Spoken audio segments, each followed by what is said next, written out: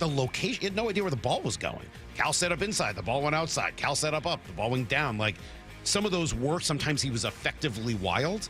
But when you don't know where the ball, is going, and you throw a wild pitch and nearly 2 or 3 past Cal in that inning, ultimately giving up that single, it's too much to get past. I mean, give them credit. I thought the rest of the pen did great. I had no issues with the decision-making that went into it. Just, they out-executed in that moment. What are you going to do? Yeah, I think that I saw some people questioning whether you should have had Spire out there for longer, but then you needed him yesterday. Yeah, I don't mind any of that. It's a long series, and that matchup is going to keep coming up. I think almost every single game. Yeah. We'll talk about why, but I didn't mind anything else that was done on Saturday. Just unfortunately didn't work. And I know you said we'll get into it later. We didn't get to talk about Kirby being the starter was a surprise, because the last time we talked heading into the weekend, that was not kind of how we thought it was going to go. But I think they thought he could get them deeper into a game. So I see why they maybe wanted to. I don't know. I think that, to me, I don't know the reasoning behind it. And I figured home road had something. I would imagine that once Bryan Woo was not available, what a bummer that is. It just changes everything, and now you got to. There's so much going on. We haven't even really mentioned. Right. That. So now you're trying to go Kirby and Castillo and keep them off the road if possible, which I get. I had no problem starting Kirby, and I thought he looked great through into the 5th inning. But third time through, we'll go through the numbers. They don't speak well for George Kirby, unfortunately. And we've kind of talked through what that looks like around baseball this postseason. Only some guys get to be in there for the third time through, and they are elite, and they're pitching elite in the moment. Unfortunately, the numbers don't show that for George, nor did my eyes during that game. I was very surprised by that decision. But whatever. It happens on Saturday. This team's good enough, and you bounce back and you win yesterday. And maybe that influenced yesterday, as you kind of talked about in our text thread last night. So Luis Castillo was great on Sunday, going 4 2/3 innings, giving up just 1 hit, no runs, with 3 strikeouts. But Dan Wilson was a little quicker to remove his starter, opting for Gabe Spire as soon as Castillo allowed a couple of base runners in the 5th. So, hey, you live and you learn, right? Mm-hmm. Yeah.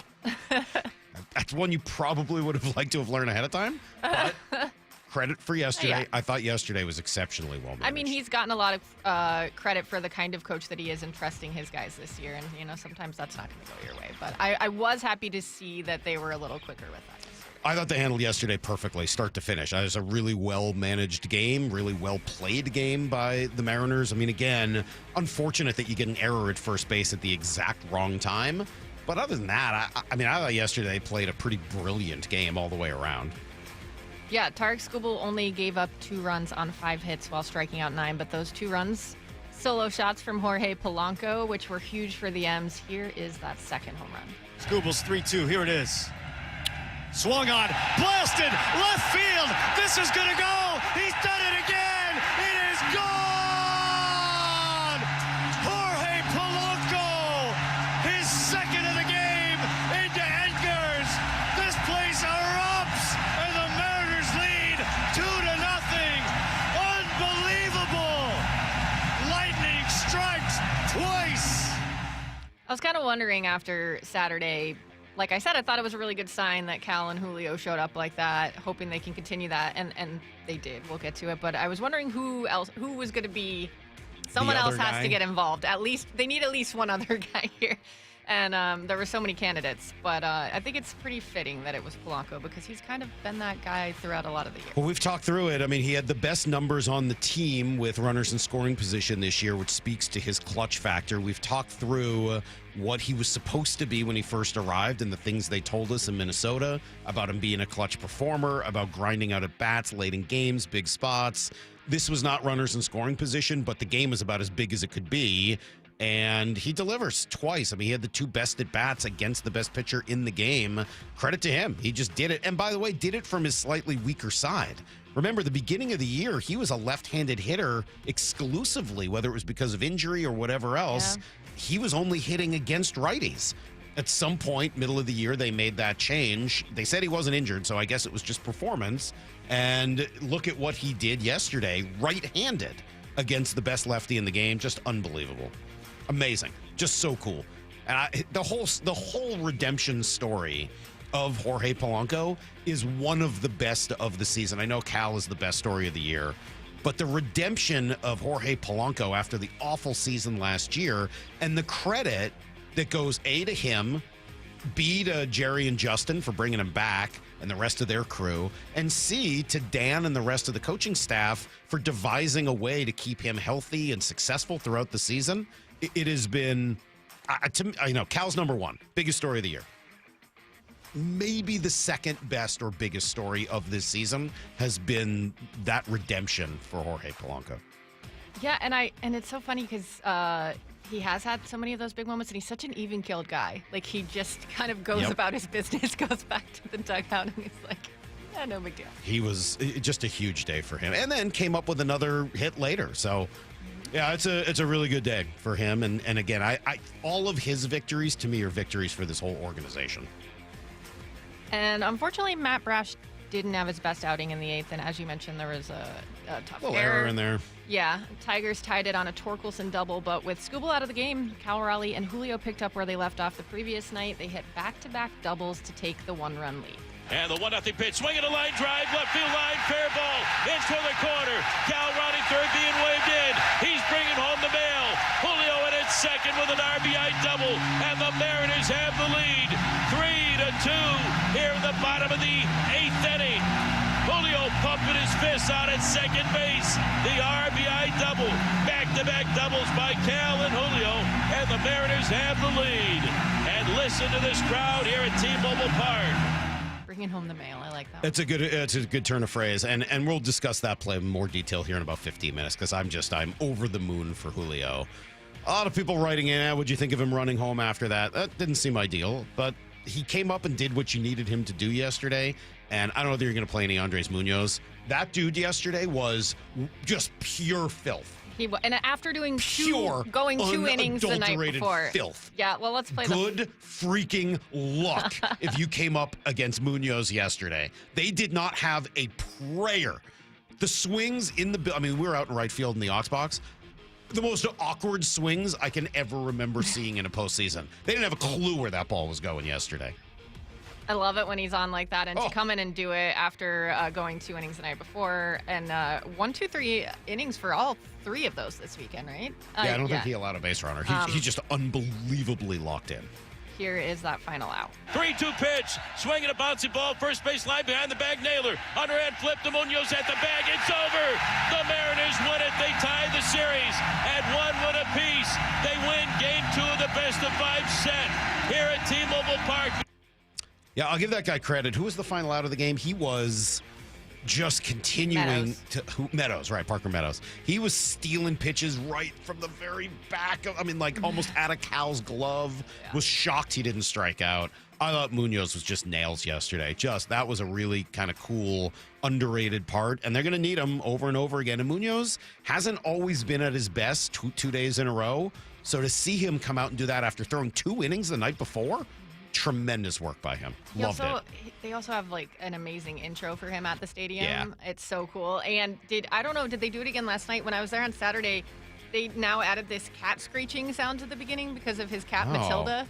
They may have done that and I missed it. Well, I don't know if you could miss it. I heard this loud cat screech reverberate through the press box, and I was like, what in the world? And they're like, oh, it's for his cat Matilda. It's just his cat. Yeah. And then I saw him in the post game, and he was like, we leave the TV on for her for these games so that she can watch. Yeah, I'm sure she's into it.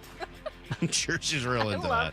I love that he can be so ferocious on the mound, and he's like the nicest guy ever who just has a big heart for his cat. Yeah. Okay. Weird. All right, that's the Mariners weekend. Lyle, you've been quiet in there. Do you have anything to add? Oh, we'll get to Lyle at 7:30. You're not ready for him yet? We'll get to that. He's not ready for it. And his bundle of emotions? Yeah. Okay. Well, the Seahawks faced off in a battle of quarterbacks that makes you seriously question NFL quarterback evaluation and development. Certainly in Carolina. How did so many teams struggle to unlock the clear talent that these two have? Baker Mayfield was 29 for 33 for 379 yards and 2 touchdowns. Darnold, 28 for 34 for 341 yards, 4 touchdowns. But unfortunately, that one interception at the end, tipped off of a helmet. Yeah. 700 yards plus between those two guys is really remarkable when you think about where they each were a few years ago. I thought both of them were excellent yesterday. I think you guys all know I'm an unabashed fan of Baker Mayfield. Have been for a while. Wanted him here instead of Geno Smith. How's Geno doing so far? Just checking. We'll get to that in a minute. I thought Baker was A+ yesterday, and through 59 minutes, so was Sam. They matched each other back and forth. They were both awesome yesterday. Really, really impressive on both of their parts. They do it similarly, too. Neither one is a running quarterback, but both are able to run around and make plays. Still somehow elusive, yeah. Yeah, Baker. I would say Baker's maybe a little more mobile. A little bit. And he throws so well on the run, but Sam throws really well on the run. Both guys like play action and moving around, and they both just found receivers over and over again. And there's some similarities, I think, between Ibuka and JSN, a couple of Ohio State guys. So you can see some of the similarities. It's not that big a surprise they went back and forth. But look, I got to be consistent. I've said this the entirety of my career. Quarterbacks get judged on what they do in the final drive. And as great as it was, and it gives you plenty of confidence moving forward for what the team and for what Darnold is capable of, you can't have 2 turnovers in 3 opportunities in late game spots this year. You can't do that. You just can't. No, I agree with you. You had the game in your control at that moment, and you've got to be more careful. But I am excited to hear what Brock has to say as far as I don't think he liked the play call in general there. Maybe. So maybe there's a little responsibility. That's outside. That is outside my knowledge base. I never get into that stuff because I just don't know. I just know that you get the ball with a minute left, 3 timeouts, tie game, you got to win. Like that's. Yeah. That's like a set in stone given in this league. I'm not saying it's easy. And it felt like it was within reach. You just had to not make that mistake. When they got the ball, didn't you think they were going to win the game? Yes. You're like, everything here is set up for them to win the game. And unfortunately, they didn't do it. All right, well, we'll get more into that later, but I did want to just do some quick hits around the NFL so we can talk about some of the games you mentioned. So Pete Carroll's Raiders lost 40-6 to the Colts. They are now so sad. 1-4. Geno Smith threw 2 more picks, and fans are calling for him to be benched right now. So things not going well. At least they're blaming him first before Pete, but both guys, I mean, it is not a good situation. Brock is right. Pete Carroll, Russell Wilson, Bill Belichick, 3 guys that were real superstars not very long ago who are all having a real tough start and a tough go of it right now as their careers start to wind down. The Geno thing to me is just objectively hilarious. Like, I can't stop laughing. Was that 8 picks now in 5 games? He's been awful. He's been absolutely one of the worst quarterbacks in the NFL. I don't like how much you're reveling in it. I can't stand the guy. I never liked him while he was here. I hated having to watch him every week. I never thought he should have been here. I wish Baker had been here instead of him. Like, Baker was the guy I wanted, not Geno Smith. I don't like the way the guy plays. I don't like the way he acts. I don't think he was a good leader. I think he had major problems with throwing picks in the red zone. And guess what he's done this year? Throwing a whole bunch of picks, especially in the red zone. Sam Darnold over Geno, A+. Well, I'm just Baker Mayfield over Geno, A+. I'm just happy we didn't end up with Aaron Rodgers. Well, that's a whole different conversation. But right. Yes. You brought this one up, Titans Cardinals. This is hilarious. Maybe you were right about Cam Ward's comments lighting a fire under his team. His what were ass comments that we talked about with just keeping it a buck. You thought that like you just can't say those kind of things. And by the way, 9 picks for Geno. Sorry. I shorted him a pick. Oh, okay. But the Titans were down 21-6 at the half against Arizona. They scored 16 fourth-quarter points to come roaring back and beat the Cardinals 22-21. But they were helped tremendously by the Cardinals' incredible level of sloppiness. Just in the fourth quarter alone, Kyler Murray fumbled. Running back Imari DiMarcado celebrated a touchdown at the 1, fumbled it through the back of the end zone for a touchback. Ugh. A Cardinals defender picked Cam Ward off, then fumbled the ball. Multiple Cardinals kicked it around until our old friend Tyler Lockett recovered it in the end zone for a touchdown. Clock running inside of 5 minutes. Ward goes through his progressions. Everyone covered, slings it back. It's deflected and picked. Taylor Demerson, and then the football came out. Who recovers? Tennessee for the touchdown. That was Tyler Lockett. But, I mean, what an epic collapse for the Cardinals, but I'll take good it. for the Titans. So then there's this video. Did you see the video yet? Yeah, Jonathan Gannon, you mentioned it, so I looked it up. It looks like he punches Amari DiMarcado in the gut. It does. After yelling at him for dropping the ball at the one. I don't think that's what happened. That would be an unbelievable scandal if he literally punched one of his players on the sideline after a fumble. I don't think that's what happened. I think that's smacking him in the chest. Hey, man, let's get going. We love you. You're our guy. And just all the emotion that comes with that. But, yeah, we'll see. It did look a At least he doesn't have 9 interceptions. It's a lot of interceptions. You're still on that? Well, it's a lot. 9 more. 9 picks? Sheesh. All right. Thank you, Maura. Great trip around the weekend. Also, some upsets with the Broncos upsetting the Eagles and the Patriots upsetting the Bills on Sunday Night Football. That was a surprise. I'm sorry we don't have a chance to get to all of it, but obviously baseball taking center stage. Of Brock's course. going to be in here in a moment. Thank you, Maura. Great job. Julio had the moment we've all been waiting for yesterday. As great as things were throughout that game, I'm so happy. So happy. It all came down to Julio at the end. And we'll discuss that and a whole lot more next. Stay with us throughout a great morning. Brock and Salk, Seattle Sports on 710, seattlesports.com. This is where the baseball playoffs live. This team is fired up. The fans here at T-Mobile Park are fired up. The conversation, This is the playoffs, the series we've all been talking about and pointing to. the anticipation, This is why you watch baseball. and where you hear your American League West champion Mariners in the postseason. It is gone! Jorge Polanco! Seattle Sports Playoff coverage is presented by Honey Bucket on 710 and the Seattle Sports app. Progressive's teen driver discount could lower the cost of insurance for your teenager and save you some money. And then you can still spend money on them. Because just when you think you have a grasp on spending, new sneakers. And then it's money for a school field trip. And of course, spending money. Oh yeah, and a new phone to replace the one they dropped in the toilet. Oh, don't remind me. So just get Progressive's teen driver discount. And then you can continue to spend money on them. Endlessly. Progressive Casualty Insurance Company and affiliates. Discount not available in all states and subject to terms and conditions. Keeping your engines healthy means protecting them in season and out. Experts trust Stable to do that. And third-party testing confirms it. Stable is the industry leader in preventing fuel-related issues, no matter if you use it in your car, boat, or outdoor power equipment. In season or out. At every fill-up or when you store. Start with Stable. Okay, I have to tell you, I was just looking on eBay where I go for all kinds of things I love, and there it was. That hologram trading card. One of the rarest, the last one I needed for my set. Shiny like the designer handbag of my dreams. One of a kind. eBay had it, and now everyone's asking, ooh, where'd you get your windshield wipers? eBay has all the parts that fit my car. No more annoying, just beautiful. Millions of finds, each with a story. eBay. Things people love. The holidays are here, full of joy, family, friends, and yes, a little hustle and bustle. That's why you need Aleve. Between cooking, shopping, and all those extra errands, aches and pains can sneak in. Aleve is here to help with long-lasting body pain relief. Don't let body pain slow you down. With up to 12 hours of body pain relief per dose, you can keep up with the season's magic and all that awaits. Pick up Aleve and get back to what really matters, making memories. Use as directed. Hi, I'm Justin Shirley. We offer 0 down, 0 interest, and 0 payments for 24 months on new roofs. Call 866-ROOF-ROOF now. State Roofing and Exteriors, held to a higher standard since 1968.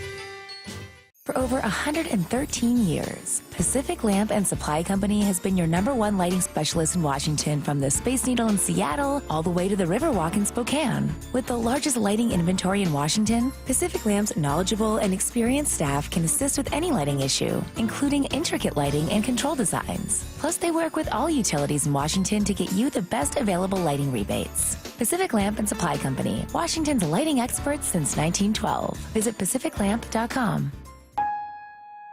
Change is always happening. It's part of life. And when it comes to music, change is all around us. Songs are rewritten. Classics are remixed. Bands and artists come and go. Even our taste in music changes. Here at Xfinity, we know there's still good in keeping some things the same. That's why we want to do our part with a 5-year price guarantee on our internet. It means no matter what changes, you get 5 years of the most reliable Wi-Fi with our best equipment included for a price that stays exactly the same. Surprised? Life is full of them. One internet price, 5 years, guaranteed. Learn more at xfinity.com/deals. Restrictions apply. New residential customers only. Taxes and fees extra and subject to change. Most reliable Wi-Fi based on Open Signal Awards USA. Fixed Broadband Experience Report, August 2024. At O'Neill Plumbing, we've been exclusively plumbers for over 100 years. No corny mascots, no out-of-town owners. Just clean, fast, and professional plumbers out to your home fast. All rooter and all trenchless. O'Neill Plumbing. I'm home. Hey, Mom, before you ask, I've done my homework and the dishwasher's unloaded. Nice. Hey, can you... Hey, hon, yes, I've got the finale ready to play. Here's your wine. Wow. Isn't it nice not having to ask? We think so. That's why if there's a network interruption, AT&T will proactively credit you for a full day of service. Guaranteed. Credit for fiber downtime lasting 20 minutes or more, or for wireless downtime lasting 60 minutes or more caused by a single incident impacting 10 or more towers. Restrictions and exclusions apply. See att.com/guarantee for details. Hey, fans! Welcome back to Fansville's Cheers and Tears. Oh. Okay, so like everybody deals with losing, right? To a rival on a last-second field goal. Whatever, it's fine. I'm totally fine. But I cope with losing with an ice-cold Dr. Pepper. Those 23 flavors are like so delicious. They totally wash away the pain of your college football team taking a big fat L. College football. It's a pepper thing. Baseball's postseason is here. Julio! Seattle Sports Playoff coverage is presented by Honey Bucket, 710 KIRO AM Seattle and KIRO FM HD2 Tacoma. This hour of the Brock and Salk Show is powered by Star Rentals, preferred supplier to the West's best contractors. Get it freaking out! From the Quantum Fiber Studio, this is Brock and Salk on Seattle Sports. I don't read the internet, guys. Take the bull by the hands. And Brooke Heward. And Brooke Heward. Now here are your hosts, Brock Heward and Mike Salk.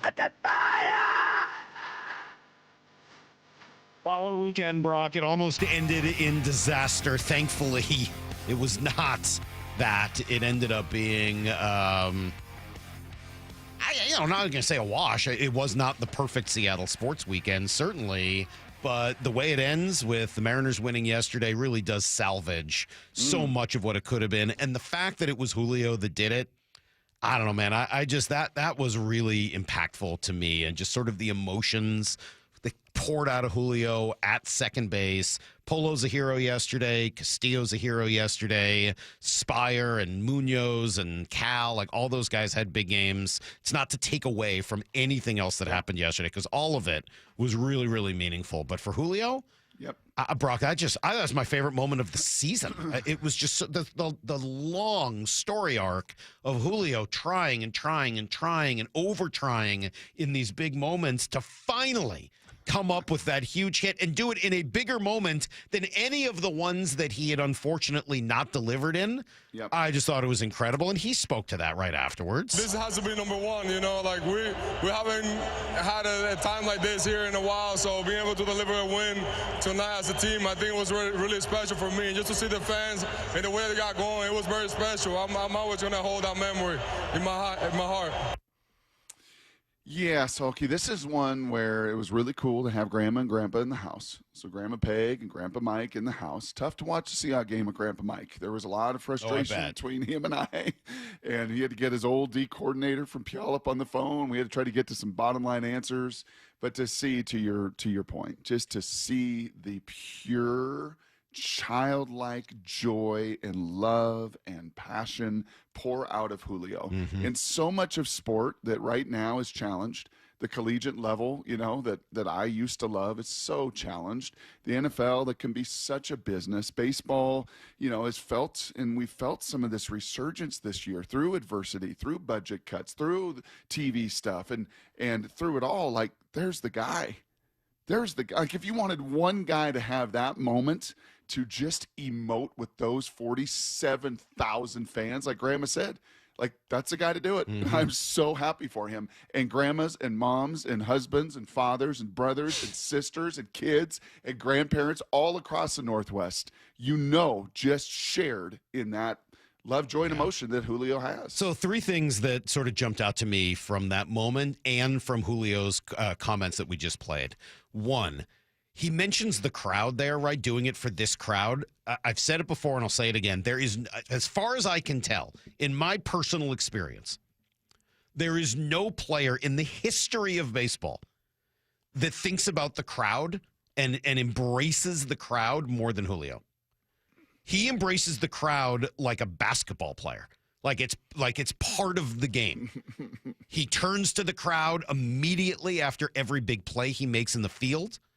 Yesterday, Brock, as I was there, I was noticing Julio makes a catch for the first out of the inning, turns around to the crowd. Like he tells Victor, he tells Randy, 1 out. He turns to the crowd and says, hey, 1 out.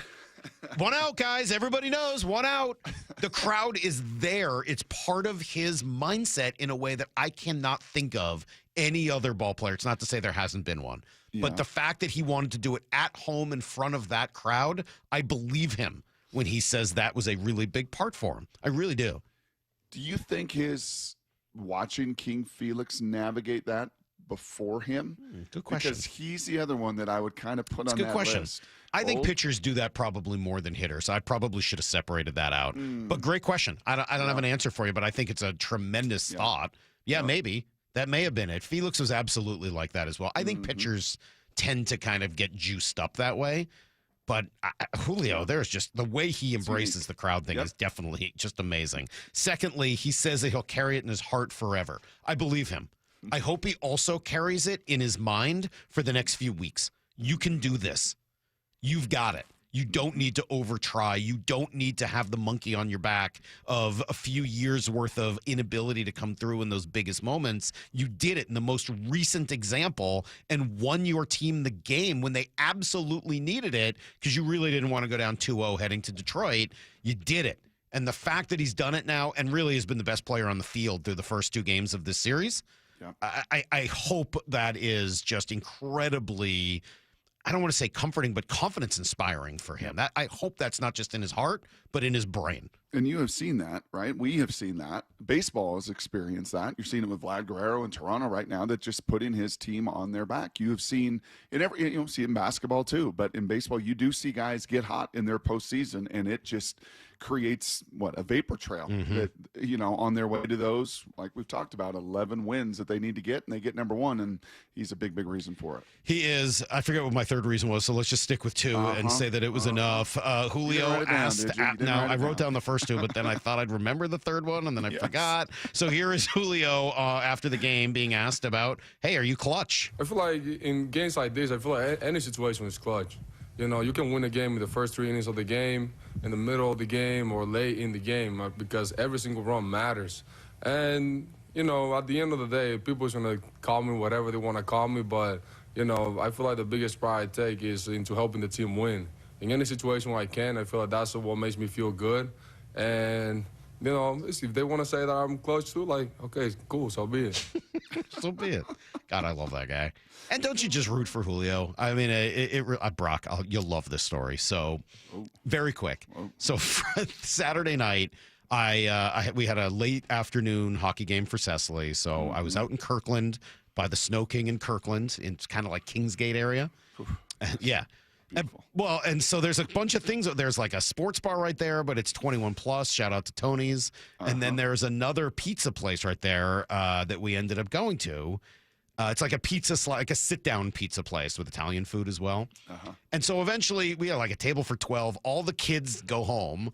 And it's like me, because Heather had taken the girls somewhere. It's me sitting there watching this game at a table for 12 with one other couple whose kid had left because it's a split family. So it's just me and this couple who I don't know that well. They're delightful people. I really enjoyed hanging out with Julie and Bryan. But at some point, Julio's up and they're showing the close-up of Julio. And I'm like, his eyes are just insane. Like, you cannot escape how beautiful this man's eyes are. And I'm telling Bryan, I was like, look, we've been down there for spring training the last couple of years. Brock and I can't stop talking about his eyes. They're ensorceling, as I've said before. Yes. And Brian's like, oh, absolutely. It's crazy. His eyes are unbelievable. He turns to Julie and says, Julie, you ever noticed Julio's eyes? And she goes, yeah. So funny. And they're just so bright and so full of joy. And that moment for him, Brock, truly, yeah, my favorite of this season so far. And there have been a lot of great redemption stories. Polo, we were talking about it earlier. What he did yesterday and throughout this season is a credit to him. It's a credit to Jerry and Justin and their crew for sticking with him and signing him again. And it's a credit to Dan and the rest of the coaching staff for coming up with a plan that maximized his value. He didn't end up playing third. He didn't end up playing second every day, but they found a way to kind of nurse him through the season and ended up with one of the great clutch performers in baseball right now, going and hitting fourth for them yesterday. Yeah, and you know what else stands out? And I think what really makes Julio stand out in these moments too is not just the incredible talent and the speed and the exit velocities and all of that stuff. Is that, to your point, and you said this going into the weekend, got to be careful what you wish for. Oh, 47,000. But the amount of nervous energy, and the shots of the fans crying and people just digging at their face. Yeah, isn't it great? Oh, my gosh. Well, and I didn't get to really watch I was at the game last night, but Friday or Saturday, rather. It was just constant. And then there's Julio on the other end of it. Yes. That's just got this what? What? So funny. I get to play this great game. What? It is childlike. Thank you. Pizza Bank is the name of the place that I was at, and it was great. Great food, great bizarre atmosphere to watch a game like that. It's not really a sports bar. They've got 2 TVs, and I'm sitting there. I don't know why. For whatever reason, the whole thing just kind of made me laugh. So, awesome. All right, let's take a quick break, Brock. We got so much to do today. We'll talk Seahawks. We'll talk Mariners. We've got Mike Macdonald is going to join us at 9:30 this morning. We've got takeaways from the whole weekend at 8:30, at 7:30. Yes, we will debate a pair of fifth innings that were played very differently and what that means for the series. All that coming up after everything you need to know next.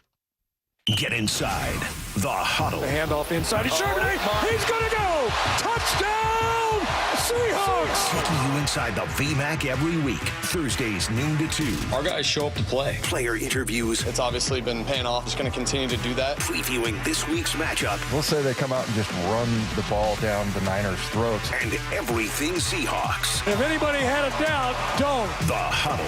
Every Thursday at noon. Exclusively on the home of the Seahawks. Seattle Sports. I'm not going to say that postseason baseball equates to insurance exactly the same way when it comes to the stress and the anxiety, but there is and can be a whole lot of confusion when it comes to your insurance. Are you getting the right coverage? Is it the right price? Why are your premiums going up? Well, if you are sitting in that situation and you can't handle both, your baseball team in the postseason and the challenges of your insurance, then take the First Mark Insurance Challenge like me and Molly, my parents, so many of my friends have done. First Mark goes to work for you. They will fully analyze your current coverage, making sure you're not overpaying for the wrong coverage. Then, well, unlike you and me, they go to the market and dozens of major carriers they've worked with for years to find you the best fit. That's it. No stress, no confusion. Think of it this way. They're your teammate, and you love that teammate that's got all the experience in the world, 30 years of it, helping thousands of families successfully manage the complicated world of insurance. So don't wait a morning longer. Go take that First Mark Challenge. It's totally free, and you might be the next First Mark Challenge victory I get to talk to. Yes, it's free. Just go to firstmarkinsurance.com. It's all there. Firstmarkinsurance.com. Your teammate that goes to work for you. Let's go! You still got it. But your immune system weakens as you age, making it harder to fight flu, pneumococcal pneumonia, RSV, and COVID-19. Ask your doctor or pharmacist which vaccines you need. Sponsored by Pfizer. Confidence is knowing you're ready to handle whatever comes your way. That's what it feels like to take on your workday with Cintas. They make sure your AEDs are up to date, your fire extinguishers are tested and inspected, your floor mats are cleaned and delivered, and your workwear looks good, feels good, and is freshly laundered with the Cintas Apparel Plus program. So are you ready to take on today? Visit Cintas.com. Oh, I'm ready! And get ready for the workday. Go from daydreamer to industry leader with Amazon Business. From office supplies to IT essentials, Amazon Business provides tools that help you save costs and make insight-based decisions. Learn how to bring your visions to life at AmazonBusiness.com. Too many breakup songs getting you down? Put a little bossa nova in the playlist. Sometimes a different way is the better way. Like the SR 509 Expressway near SeaTac. Get a good-to-go pass to save $2 every time you use it, and on other toll roads in Washington. This might be the most surprising statistic I've shared in decades of doing local news. More than 75% of commuters will be involved in a car accident at some point. JP Pendergast of Pendergast Law with more. What makes it more surprising? The average person will be involved in 3 to 4 collisions in their lifetime. With accidents unbelievably prevalent, what are some safety tips if it happens to you? Safety first. Secondary collisions are not uncommon while awaiting help. Turn on those hazards and remain in a safe place. If a bystander witnessed the accident, capture their information and encourage them to remain at the scene. Seek medical attention immediately if needed, as delaying can be a costly mistake. Lastly, remember that statements made to police and insurance adjusters can affect your case. Collisions are more common than we'd like to think. If you find yourself in one, follow these helpful tips and then call my friends at Pendergast Law. If you or a loved one's injured in a car accident, call Pendergast Law. We can help. PendergastLaw.com. At Cressy Door, we have the perfect garage door for you. Come visit our brand new garage door and fireplace showroom and let our experts help you find the perfect garage door. Cressy Door. Your home for baseball's postseason and your American League West champion Mariners. Seattle Sports. When it comes to the security of your business, doubts can creep in about who you're trusting to protect it. Are they a reliable service? How will I know if something happens? Are they keeping everyone safe? At Bay Alarm, we got you.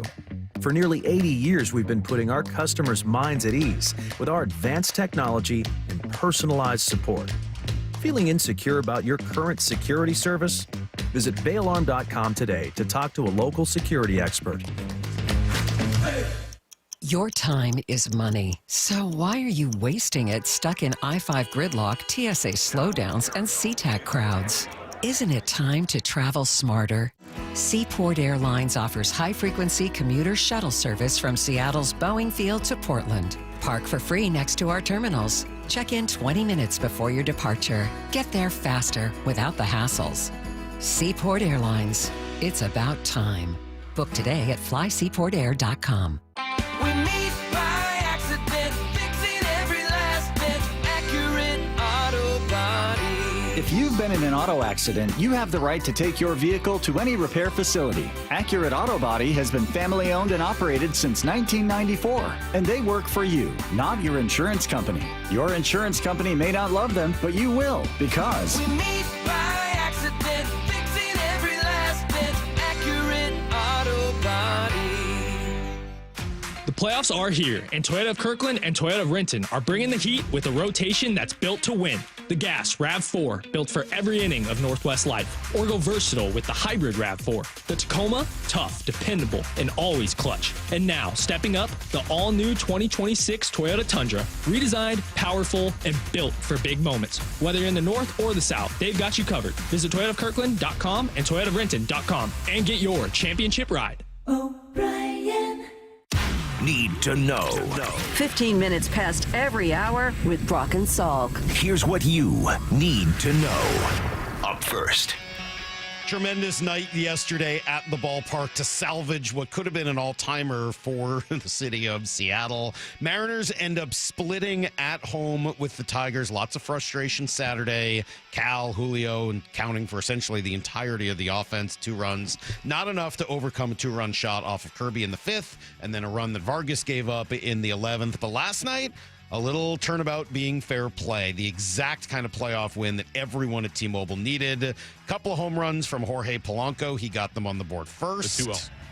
Swing, fly ball, driven deep, driven back, left field, gone! Jorge Polanco! It's a 1-0 Mariners lead. Now the Mariners draw first blood against the Dragon, Tarek Skubal. Against the Dragon. How about that? He was great yesterday, and I loved. Did you hear what Julio said after the game about him? This is maybe my favorite quote of the night. Here was Julio talking about Polanco. I mean, awesome, man. Like, he's such a good baseball player, man. Like, he's a grinder. All year long, he's been, having great at-bats, coming clutch in so many situations. And today, to have hit 2 homers against the best pitcher in the game right now, it's awesome.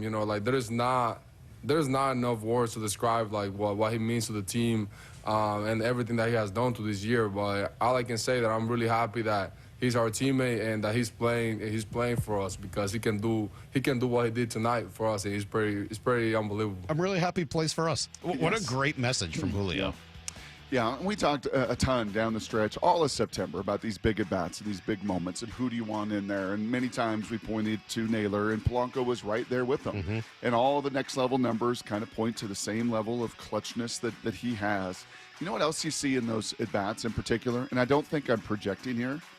You see the respect that Skubal has for him, too, and how he tried to pitch him, right, and nibble a little bit more rather than just go right at him.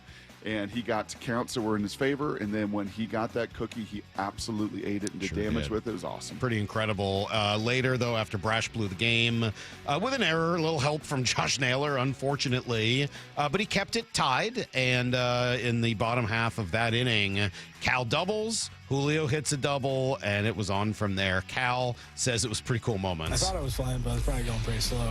I was pretty tired, but it was crazy. As I was in third base, you could feel the ground shaking. So it's this crowd, they've been awesome these first 2 games, and like I said, we're hoping to get many more games here. And the city, sneaky, being all the way up in the Northwest, people don't know about Seattle too much, but they have really passionate sports fans here, and they really do love the Mariners. So.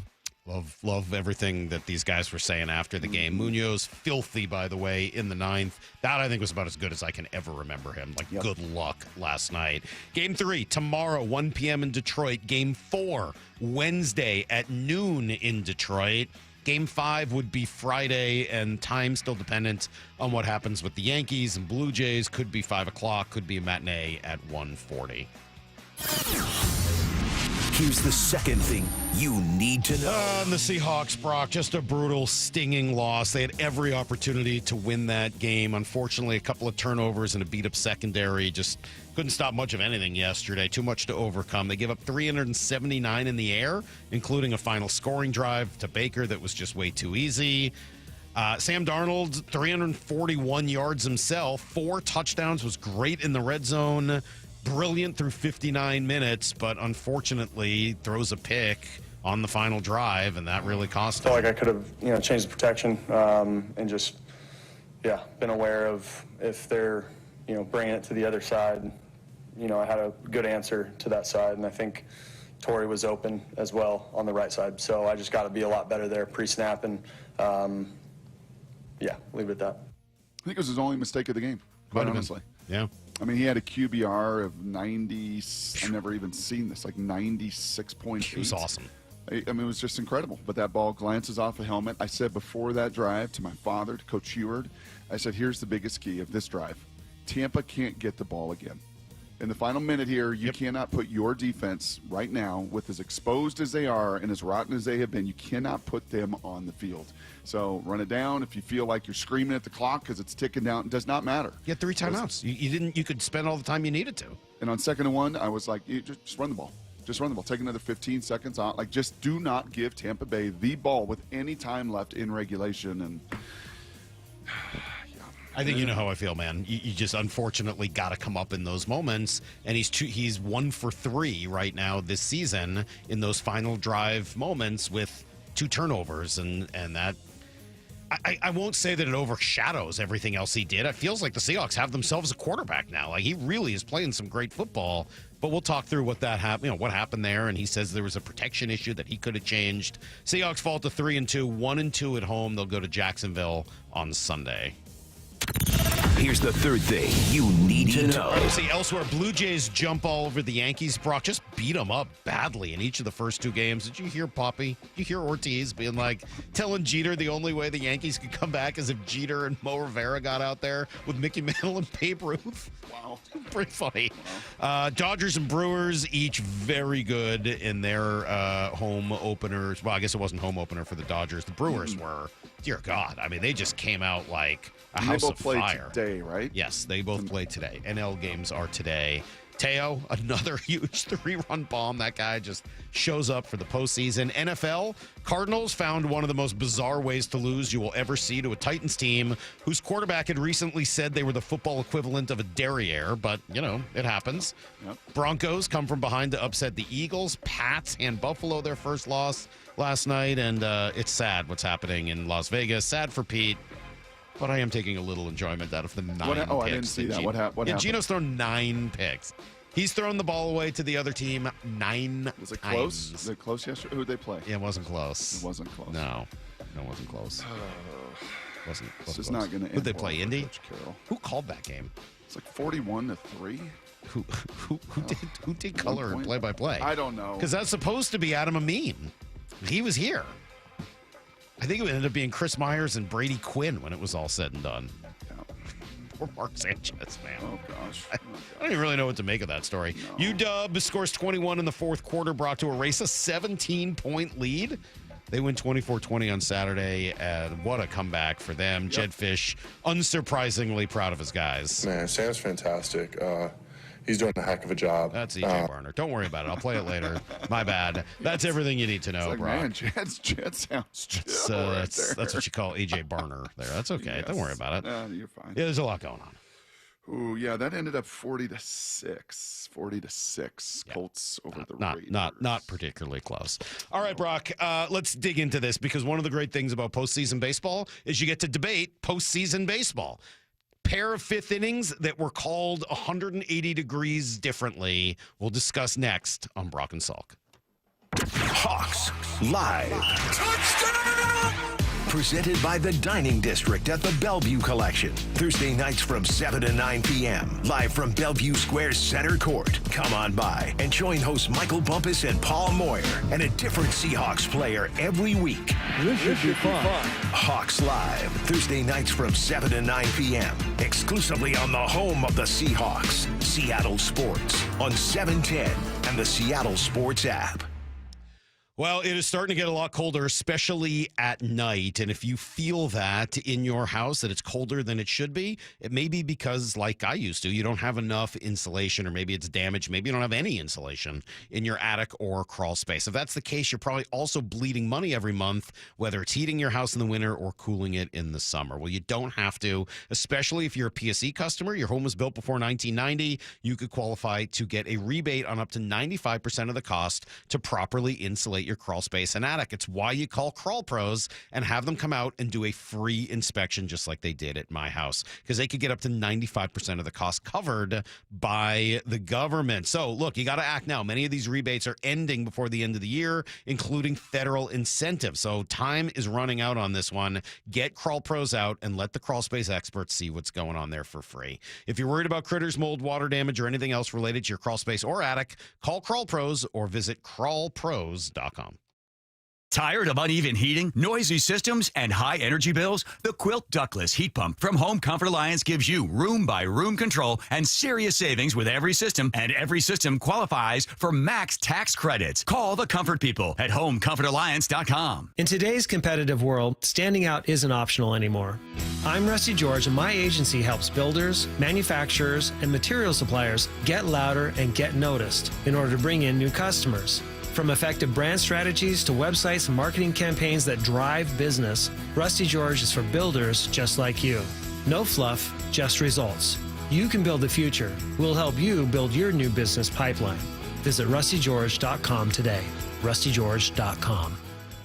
If you plan to use the carpool lanes along SR 167, you'll soon need a flex pass set to HOV mode to ride free. That's a change. Having Good to Go always costs less than pay by mail. That is not a change. Learn more at goodtogo167.com. Hey, Brock Heward here for my friends at PCF Construction. It was a couple years ago. We were seeking a complete outdoor living space. Molly wanted a new deck. She wanted to really make our outdoor space pop. And boy, am I glad we called PCF. Why? Because whether it's a very specific project or outdoor living, like an underdeck ceiling, deck, patio cover, railings, PCF has you completely covered. You know, Molly's an interior designer. She knows construction. She knows attention to detail. And PCF, they checked every single box along the way. And right now is the time to make the call. Up to $6,000 off your project, plus no payments and no interest until 2027. And you can save an extra $1,500 when you bundle your deck with a patio cover. Find all the offer details, get project ideas, and browse photos at pcfgroup.com or simply call today at 425-629-8476. That's 425-629-8476, PCFgroup.com. Need a break from everything? Escape to a place where anything is possible and the fun never stops. At Silver Reef Casino Resort, you'll discover world-class dining, championship caliber golf, a full sports book and bar, over 1,000 top-rated slots and table games, and so much more. Come join the fun and see why we've been consistently rated one of the region's top destinations. Visit silverreefcasino.com to book your stay and discover all the exciting events and promotions we have in store for you. Silver Reef Casino Resort, located off I-5, exit 260. Want more Seahawks content? Join me, G. Scott, on The Reset. New episodes of the podcast every Monday and Thursday on YouTube or on the Seattle Sports app. Life's expensive enough, isn't it? Groceries, gas, kids' activities. Sometimes your roof needs replacing, but your budget says not now. Hi, I'm Justin Shirley, CEO of State Roofing and Exteriors. We want to help with an offer to lift that weight off your shoulders. Get 0 down, 0 payments, and 0 interest for up to 24 months. Or save up to $3,000 on a new roof today. Call 866-ROOF-ROOF or visit stateroofing.com. Temperatures are dropping, but you don't have to settle for a chilly home this winter. Keep cozy and safe with energy-saving products during Washington Energy's home heating sale on now. Upgrading your home is as easy as $1,000, $2,000, $3,000 off. Take $1,000 off furnaces, fireplaces, and water heaters, $2,000 off high-efficiency heat pump systems, and $3,000 off whole home generators and ductless mini splits, plus free financing. Washington Energy Services, your expert resource for affordable home comfort. Call for a free estimate. Ooh, that face. Quantum Fiber Internet loves that face. That's Jamila. Hey, Jamila. She's thinking outside the box from inside the box. Quantum Fiber Wi-Fi keeps her meeting game strong. From the back door to the front lawn. Rushing all of her video calls. Back to back to back video calls. Quantum Fiber Internet blowing the soxies up all those people in all those boxes. Yay to you. Switch today at quantumfiber.com. Additional pods may be needed to achieve Wi-Fi coverage in some locations. Limited availability. Service in select locations only. The playoffs are here, and Toyota of Kirkland and Toyota of Renton are bringing the heat with a rotation that's built to win. The Gas RAV4, built for every inning of Northwest life. Or go versatile with the hybrid RAV4. The Tacoma, tough, dependable, and always clutch. And now, stepping up, the all-new 2026 Toyota Tundra. Redesigned, powerful, and built for big moments. Whether you're in the north or the south, they've got you covered. Visit ToyotaofKirkland.com and ToyotaofRenton.com and get your championship ride. From the Quantum Fiber Studio, you're listening to Brock and Salk. Weekdays 6 to 10. On Seattle Sports and 97.3 FM HD2. A tale, Brock, of 2 fifth innings played very differently in games 1 and 2. And if you know me, you know this is the stuff I love about baseball, debating and discussing and trying to figure out the best way to play some of these moments and then discussing it later. So I just want to be clear. We're going to debate it. We're going to discuss it. Everyone gets an opinion, right, wrong, whatever. Ultimately, to me, this is just a baseball conversation more than anything else. I'll just kind of preface it there. I wrote on Thursday, Brock, for Friday's show, maybe you read this, and I kind of said it on Friday, that starting pitcher in that conversation is everything for the Mariners. Can their guys get deep into games? If so, I think they can dominate the series. The pitchers that have gone deep into games have dominated, and I trust that this lineup can do what's necessary to scratch out or blast out a couple of runs. The 5th inning ends up being the friction point of everything. Why? Because allow 4 base runners in a game, and you start to see the lineup a third time through with 2 outs in the 5th. Yep. So that is why the 5th inning and sometimes into the 6th become like the crucial moment in these postseason games, sometimes even more so than what happens in the 7th, 8th, or 9th, which, while even more clutch, so to speak, taxing, don't have the same decision-making process nearly as often because you're just going to bullpens and using the matchups that are in many ways predetermined. This is where I think it gets complicated in the 5th inning, and I think even AJ Hinch spoke to that kind of before the series of like, what happens in those moments is going to dictate how the series goes. So you end up being faced with really the same question in 2 different days. What do you do with your starting pitcher facing a lineup the 3rd time through and having to face Kerry Carpenter, who is one of the best hitters in baseball against right-handers and not a good hitter against left-handers? So much so that despite being a star, his manager will often pinch hit for him even early in games in order to avoid the left-on-left matchup for Kerry Carpenter. So what do you do? Well, Saturday, as we know, Dan decided to stay with George Kirby. It didn't work. He ends up giving up a 2-run shot to Kerry Carpenter. I'm going to play the whole. I'm not even going to play. He gives up the home run to Carpenter. You know what it sounded like. Yeah, it didn't sound good. It didn't sound good. And those 2 runs end up being huge. Yesterday, plays it differently with Luis Castillo, and he brings in Gabe Spire. That worked. The 1-2. Swing and a miss. Pure nitro gas from Gabe Spire. 96 on a platter. Come and get it. And Carpenter can't even sniff it. Spire does his job. He takes care of Kerry Carpenter, and the Tigers' threat is squashed in the top of the 5th inning. I got to tell you, I love the way he handled yesterday. I did not like the way it was handled on Saturday, and I don't see much of an argument for it. To me, no matter how you slice it, it wasn't the right call. George Kirby this season, OPS first time through the order, 660. OPS the second time through the order, 592. OPS the third time through the order, 929. There is no obvious case for allowing George Kirby to go through the order a 3rd time based on what you'd seen so far this year.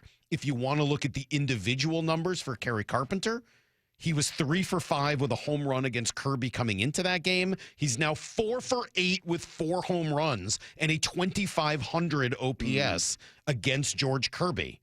That's like bordering on Grady Little territory. Those are numbers that you can't ignore in that moment. Plus,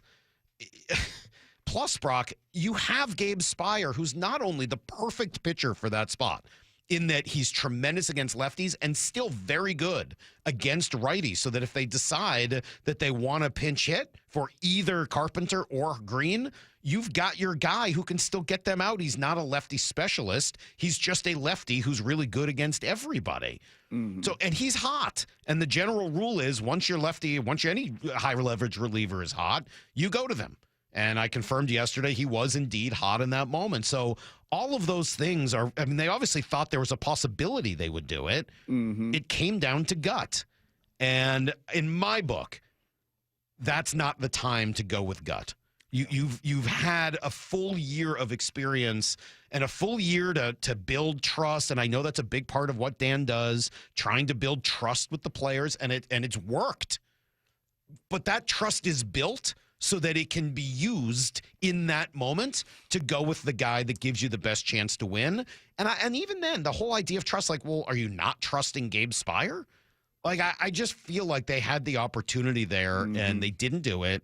And I do think it's telling that the next night, facing a very similar situation, this time 1st and 3rd, same 5th inning, same 3rd time through, same Kerry Carpenter coming up with a couple of outs. What do?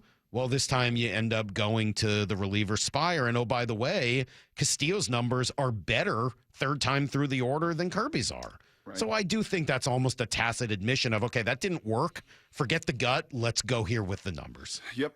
No, I think all of that is fair, and you live and die by these decisions, just as you do as an offensive coordinator, just as Sam Darnold replayed that 2nd down and 1 interception in his mind over and over, and the things that he could have done, the things he maybe should have done in that moment. I guess trying to understand then why, because there's no way to argue against the numbers, right? The numbers tell you that. So if you were to try to argue for the other side of why, is it, you know what? George hadn't really been taxed. Luis was taxed. Those first 2 innings, 25 pitches, 26 pitches, right? He was that. So they were different. It was 16, 19, 19, 12. So while it was the third time through the rotation in the 5th, he did not have one of those innings that was incredibly taxing, correct? So I think that, I mean, if you're going to, I'm trying to take honestly, the other Brock, side. I don't understand the argument for the other side. Okay, the other side I don't of know. it You'd is, have to tell it to me. I won't necessarily, I'm not going to help you with it because I just don't see it. Okay, the other side of it is at that point, you're up, 1-0. 2 outs in the 5th. Mm-hmm. There is still a lot of baseball to play. If I make this decision and I burn Spire there, and you know, how much more quickly am I going to get to the guys I don't want to see? And unfortunately, because your offense, other than Julio and Cal, went last night though. 0 for 28. They did the exact same thing last night with a bullpen that wasn't as fresh, and they were able to do it just fine. Well, they were able to get the home run to score the run to win. No, understood. But they if that game goes to extra innings, you're going to see our buddy again, who I don't really want to see. No, I understand that, but you at that point, Brock, not only do you have the lead, but your bullpen is as fresh as it's going to be. Yeah. I mean, like, I'm trying to think of the only 3 reasons. Like, you might leave George Kirby in the game in the regular season, but it's a different game. In the regular season, I don't think anybody has a problem with that move. Like, it's a long season, and you're saving the bullpen, and you don't know who's fresh and who's not. But you look through it, and on Saturday, the pen is not tired, right? They're totally fresh. They haven't pitched in a week. You got a bunch of games in a row, maybe during the regular season, and you're trying to, play your way through it. Well, they hadn't pitched. They have one more game, and then they have an automatic day off, and might end up being 2, depending on what happens with the rain in Detroit tomorrow. And there were 3, you just want to see how Kirby responds. I get that move in the regular season. I want to see how this guy handles it. I want to see if he can be a third time through the order guy. But you had so much evidence during this season with the 929 OPS that he was not that guy throughout the season. Your eyes had seen it. The gut should see it. Everything should just tell you that it doesn't make a lot of sense. So I think that is a time for the numbers. It is funny. Like, there's such a clear contrast here, and it's funny because neither move worked, between Scott going to Robbie Ray a couple of years ago in Houston versus Dan not going to Spire. One move was backed up by all the numbers, and at the end of the day, process doesn't matter because the results do, and Jordan hits a ball to the moon. This time you don't go with the numbers and you use the gut, which is what people wanted from Scott, and it didn't work either. Here's the good news. The day after the Jordan thing, it didn't go the way you wanted it to, and they ended up getting swept in the series. This team, as resilient as they are, was not put out by what happened the night before. If anything, it just strengthens their resolve that's been incredible. Yep. Dan's got a lot of trade-offs to him. Like, I think that's some of what happens when you hire a rookie manager. A.J. Hinch has, 60-something playoff games, I think it is, and Dan, before this weekend, had 0. And so, can the game speed up in that moment? Maybe. But did he get it right the next night? Absolutely. 100%. I thought he managed a brilliant game last night. Didn't have there's not one thing I would have done differently last night. I thought he handled it just great. Anybody who wanted Ferguson in the 8th, sorry, I disagree. Give me a totally fresh Matt Brash in that moment, even against the lefties. I've got no problems with it. If it's not for an error, it's probably not even an issue in that game. Brash was fine. Yep. I thought using Munoz the way he did in the 2, fine, loved it. The pinch hit, all of it. I think he's managed a really good series. And I think he learned from that moment, you just got to go with the numbers. And even more so, Brock, and this is why, to me, it's so interesting, watching all of these postseason games, this is the decision point. This is the friction point. What do you do in and around the 4th, 5th, 6th innings when your pitcher is coming up the third time through? Your pitchers are either Tarek Skubal, Garrett Crochet, Max Fried, these guys who have just been dominant, and you let them in and you let them stay and you say, all right, you can do this. Or You're closer to Dylan Cease, where you're like, yeah, I know you haven't given up a run yet, but I'm not letting you get through this. It's time to pull you in this moment. Yep. And I do think with someone like Kirby, who wasn't really supposed to be your game one starter, and that's a whole separate part of this conversation, and Bryan Woo not being around, I thought that was a mistake in that. Yeah. No, I think that's all fair. And obviously Lyle's not speaking right now because Lyle wrote on his whiteboard a million times. Yes. And he was very passionate about this and very frustrated, and rightfully so, Saturday night. It's just like, again, the Sam Darnold interception yesterday. You can focus on that one play, that one decision in a very critical moment, and it bit you. But man, there was 59 other minutes and so many other opportunities. Absolutely. And your offense that day, by the way, okay, you were not facing Turk Skubal that day. And chatting with Benetti yesterday about both of these games, he's like, oh. When it got into that Detroit bullpen, all of us were like sitting on, like, okay, it didn't work in the fifth inning, but you tied it up, and now you get to feast upon their leftovers that are worn down, and you couldn't do anything again and again and again and again and again and again through all those innings, other than Julio and Cal. Right? It was a silent night offensively. Yeah. And Randy, he hit a couple balls hard, and a couple other guys did as well. But I think you're right. I totally agree. But we do hyper focus in these moments. But here's the and here's why, Brock. I think there's a good reason why. Baseball's a process sport. You put yourself in the best position to succeed, and then the execution takes over. And we'll see, there's two people playing. There's a pitcher and there's a hitter, and actually the pitcher is going to win most of the time. So, yes, you're right. It is frustrating when the other players on your team go a combined 0 for 28. I'm with you. Yep. That's frustrating. But I don't blame that. To me, there's no blame associated with a hitter not getting a hit. Like, yeah, pitcher's pitching, and you're trying to get a hit, and the game's hard. When there's a decision that can be made where you have evidence that backs up what to do and what not to do, again, I always make the blackjack comparison. If you play the book and it doesn't work, yeah, sometimes you don't get the cards. But if you don't play the book and it doesn't work, it's on you. There were odds available to help you, and you decided to ignore them. When you lose, you can't be that upset about it. And thankfully, this blackjack player, which is this Seattle Mariners team, Salk, can lose the night before in the most gut-wrenching, heartbreaking, soul-searching ways, and then that next morning get right back to that table and believe that they're going to win. And they just got that kind of resolve. And by the way, maybe that's the upside of some of the the trade-offs here. You always get trade-offs with any manager, any person. And one of the great trade-offs with Dan is the culture he's built this year, which has absolutely been as resilient as any we've seen. That's for sure. Yep. Oh, it's Tarek Skubal. Oh, there's no way Tarek Skubal's going to lose to us 3 times. No, the season was over, Brock. That's why game 1 was a must-win. Yes. No. Well, you got to stop, man. I love you. And I agree with your analysis from Saturday. But you got to stop projecting the forward. You're not good at it. You don't know what's going to happen next. This idea of you can't beat Skubal except for the 2 times you already have. Now it's 3. Come on, man. You're better than that. You got to know by now to stop declaring the season over and projecting forward. What's going on with you? I mean, if anything, I should probably keep doing it because I'm 0 for 3, and if they're going to face him in Game 5, I think I'm obligated to say the season's over so they win. Oh, that voice is a little hoarse this morning. That voice is getting a little used this I'd love to say he lost his voice during the game on Saturday, but it turns out it was in screaming into the camera after the game on Saturday that Lyle popped a vocal nodule or something along those lines. Let's give you guys a little Blue 88. This is Brock and Salk's Blue 88, powered by Xfinity. We're going to go red, right, tight, close, sprint left, G, U corner, halfback, flat, on one. Ready? Brock Heward tackles 3 football questions as only he can. Blue 88. Now here's your hosts, Brock Heward and Mike Salk. All right, 3 good football questions for Brock, done daily at 7:45. We call it Blue 88. Brock, let's start here. Question number 1. A lot of DMP players for the Hawks. What did you see from the secondary? Ooh, it was beyond rough. I mean, for Baker Mayfield to go 29 of 33 for 379 and 2 touchdowns, Salk, that's hard to do versus air.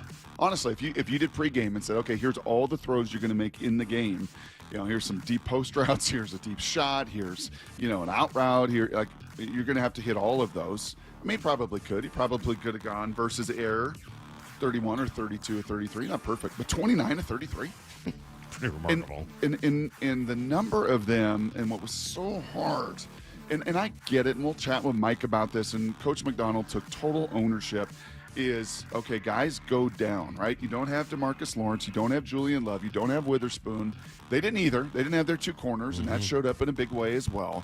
But your guys go down, and then you lose another one, and you lose Derek Hall. And all of a sudden, Mike Morris is thrust into that edge position, and he can't dent and puncture that edge the way the other guys can.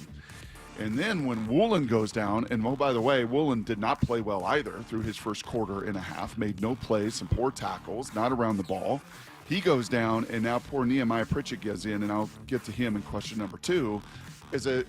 You just talked there about a decision maker. Okay, you just talked a different game, but you just talked about, okay, so what is the best process?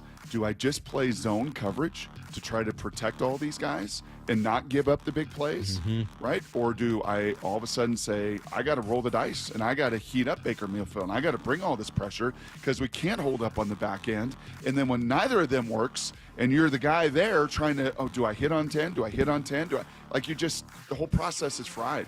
So, yeah, unfortunately, Baker had so many gimmies. Of those 29 completions, the number of times, Michael, there was not a Seahawk within 4 yards. It's hard to do that in high school football. I like those easy completions in high school. We don't even get those. And we're in the NFL, and on 3rd and 6, it's a spot route, and no one's within 4 yards. I mean, that just can't happen. You got to make them earn it. You got to make those things contested. And Baker got hot. He got red hot. His confidence was off the charts. And he torched you like Josh Allen did a year ago, and it was really disappointing. All right, question number 2. Who sees the field next, Nehemiah Pritchett or Jalen Milroe?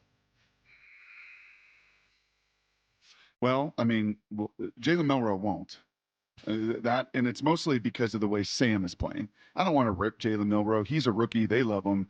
But you can't take Sam Darnold now off the field. Any of this thought going into the year that we're going to have these packages and we're going to do this and we're going to do that, maybe you had some of that thought because you didn't know what you had in Sam Darnold. And Sam Darnold, you have the number 2 QBR quarterback in the league. And Sam Darnold, you have the 3rd most efficient quarterback in the league. And Sam Darnold, yesterday, they had 5 straight touchdown drives. You know what you don't do? Take Sam Darnold off the field to run speed option with a rookie right now that the game is too fast for him. It was too fast for him in the 3rd preseason game. It was a little too fast for him in some other little bumps. And, I mean, that was unfortunately catastrophic. Was that one on him? I don't really understand how that it's option a speed is run. option, yes. So it's a speed option. You attack the end man. You create a one-on-one. You try to get 2-on-1 and then make the pitch. And he had the speed. He kind of got out there fast enough, and then he threw. What should he have done? Just eaten it? Or put the pitch on the front shoulder of Ken, and at least he can get back to the line of scrimmage. Right. He did what I did at ASU on 3rd and 3. Behind him. Yes. Right.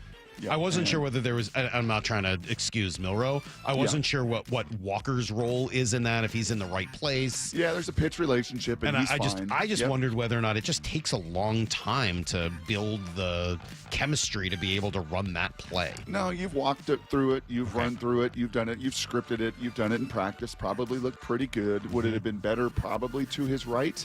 Yes, because he's a right-handed guy, but he's done enough of that in his life that you option pitch right and left. And, yeah, it was just, unfortunately, a bad pitch that was one of 2 turnovers that were pretty catastrophic yesterday. As for Pritchett? Salk, I don't know if he can play. I don't know if I can see him again. Now, you're stretched, and John Clayton, rest in peace, always said this. It's not about one injury. You can live with one injury. You could live without D-Law yesterday, but all of a sudden you lose D-Law and Derek Hall. You lose a lot, and all of a sudden you lose Witherspoon, and then you lose Woolen, and now you've got Pritchett out there. Salk, he played. I mean, if his PFF grade is above a 10, like if Laumea's was whatever, a 2.3 yesterday, I've not seen worse corner play. I mean, on both touchdowns. And even Coach Hewer's like, oh my gosh, turn your head before you're dead. That's driver's ed 101. It's also corner play on a post route. Turn your head. And then the other one, he's trying to tack him out of the end zone, and he's totally lost. And then the most bummer of all, okay, those are physical mistakes. You're not good enough. The biggest bummer of all is 3rd and 7 at the end of the game. The receiver that he is on goes to crack the safety. Have your eyes on receiver. Have your eyes to the backfield. It's a handoff. Why is the receiver going to crack the safety, Salk? Because I need to go make a tackle. And all I've got to do is go put my face and my body in harm's way and go make that tackle from the outside in at 3 yards, and the posse's there to force a field goal, and we have 45 seconds left. And instead, he just ducked, and he ran with the receiver. He didn't read it. He didn't see it. He didn't go attack it, and they get the first down, kneel down, kick the field goal to win. That one was the biggest bummer of them all. All right, question number 3. How did the Huskies get it done yesterday, Brock? How were they able to put the first half behind them? I'm sorry, Saturday. How were they able to put that behind them and come back in the late game situations? Yeah, two reasons why. The freaking grit and competitiveness of Damon Williams. You kind of wondered. You wanted to see it. Right? Oregon last year in his start gets sacked 11 times, never kind of gets out of that, right? It was just overwhelming. The team was overwhelmed, everything else. Huge success to start the year. An Ohio State loss with a bunch of sacks and not really getting going. And now we go 3,000 miles away. Now I look up at the board and we're down 20-3, and oh my gosh, I've got nothing going. And you heard a bunch through the broadcast. Fox was on the call, like, he's just not settled. We've not seen Damon look like this. He's just missing throws, and he's inaccurate, and he's just rattled, and the game sped up. And then it all turned in the fourth quarter. And as I said going into it, I felt like this game was the difference, Salk, between the Huskies being a 6-7 win team and an 8-9 win team. Through 3 quarters, that looked like a 6-win team. Right? Maryland controlling it, Maryland dominating it, and all of a sudden, nope, enough is enough. You get a big play. Denzel Boston steps up. Jonah Coleman steps up. Damon steps up. You make plays. You make the freshman QB on the other side doubt. Yep. And all of a sudden now you do have a chance to get to that 8-9 win mark. That's how big that fourth quarter was. All right, there you go. That is today's Blue 88. We do that every morning at 7:45. A little guaranteed football conversation every single day at 7:45. We'll also have, the coach, Mike Macdonald, joining us a little later today, 9:30. We'll talk to the coach and figure out what went down yesterday out on the field with the Bucks. Man, those Bucks look, those throwbacks on both sides looked awesome. Incredible. The white Bucks jerseys, everyone I was talking to yesterday was like, oh my God, those look so ridiculous. The helmet in the middle of the field, Seahawks, silver. It just was epic. Kudos to It was Mike an unbelievable Lefko. game, too. So the old Bucks logo that they were using with the pirate with the sword in his mouth or the dagger in his mouth, do you know what that dagger is called? Kudos to Mike Lefko for figuring it out yesterday. Anybody know what that type of sword or no? It's not a shank. That's what Jason Myers did in his first field goal attempt. That's true. Sorry, that's different. I think I know this term. Is it a French term? I'll give you a hint. It was the name of a model, like an Oldsmobile model. Cutlass. Yes. Yes. It's a Cutlass. Thank you. That is called the Cutlass. Appreciate that. Worst car I've ever owned. By far, my first car was an Oldsmobile Cutlass that legitimately you could not pull a U-turn on a 4-lane highway in. the turning radius on that car, if you tried to pull a U-turn on a 4-lane highway, you couldn't do it. No chance. You'd have to do a 3-point turn, speaking of driver's ed. All right, let's come right back. There was a lot on the line this weekend for both teams. What did they end up getting out of it? We'll discuss next on Brock and Salk. This is where the baseball playoffs live. This team is fired up. The fans here at T-Mobile Park are fired up. The conversation. This is the playoffs, the series we've all been talking about and pointing to. The anticipation. This is why you watch baseball. And where you hear your American League West champion Mariners in the postseason. It is gone! Jorge Polanco! Seattle Sports Playoff coverage is presented by Honey Bucket on 710 and the Seattle Sports app. What if you had the smartest Wi-Fi? If you did, it'd be Xfinity, of course, and it'd come with their best state-of-the-art equipment. It would boost speeds to the devices that needed them most, prioritizing your most important connections, whether you were streaming, gaming, or gaming while pretending to work. And it would let you stream 4. That's right, 4 games on one screen. It would even power your mobile connection so you could bring faster, secure Wi-Fi speeds with you where you use it most. It would be proactive and fix problems before you knew you had them. Impressive, right? And it would have security features that protect you from threats at home and online. Kinda like a force field for your life.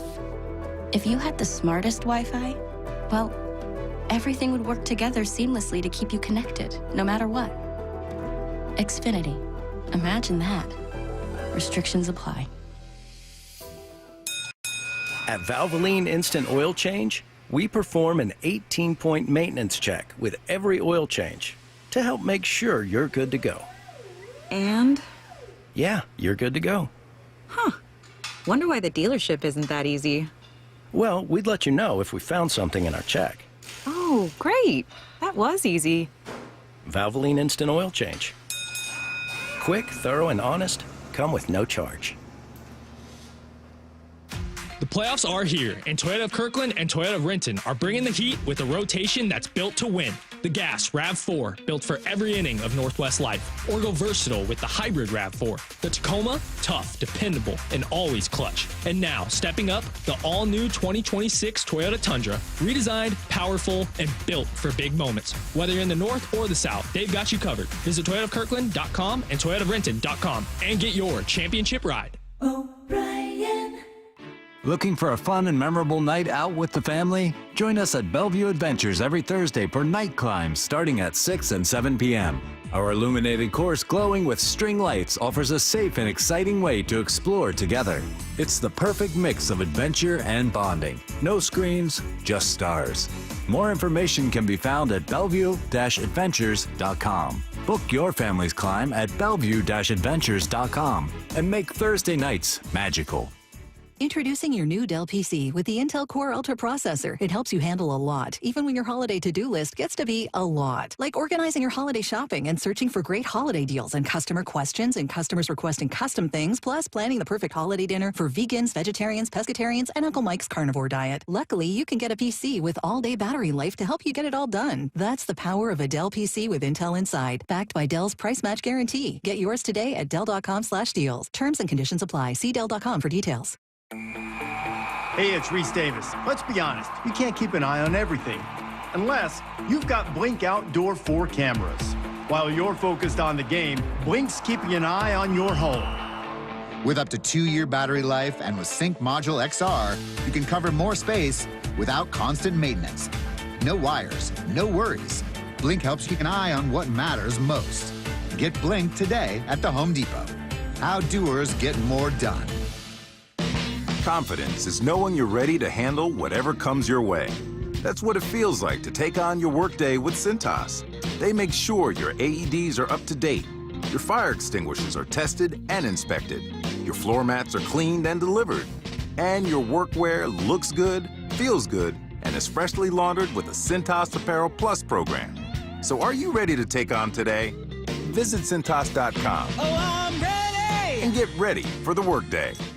Get in the zone, AutoZone. Annie's first oil change wasn't as hard as she thought because she went to AutoZone, where a friendly AutoZoner helped her find the right oil and save on an oil filter. He explained the job and showed her free how-tos on AutoZone.com. When she was done, AutoZone recycled her old oil for free. No hassles, just help. Everything you need, nothing you don't. Get in the zone, AutoZone. Restrictions apply.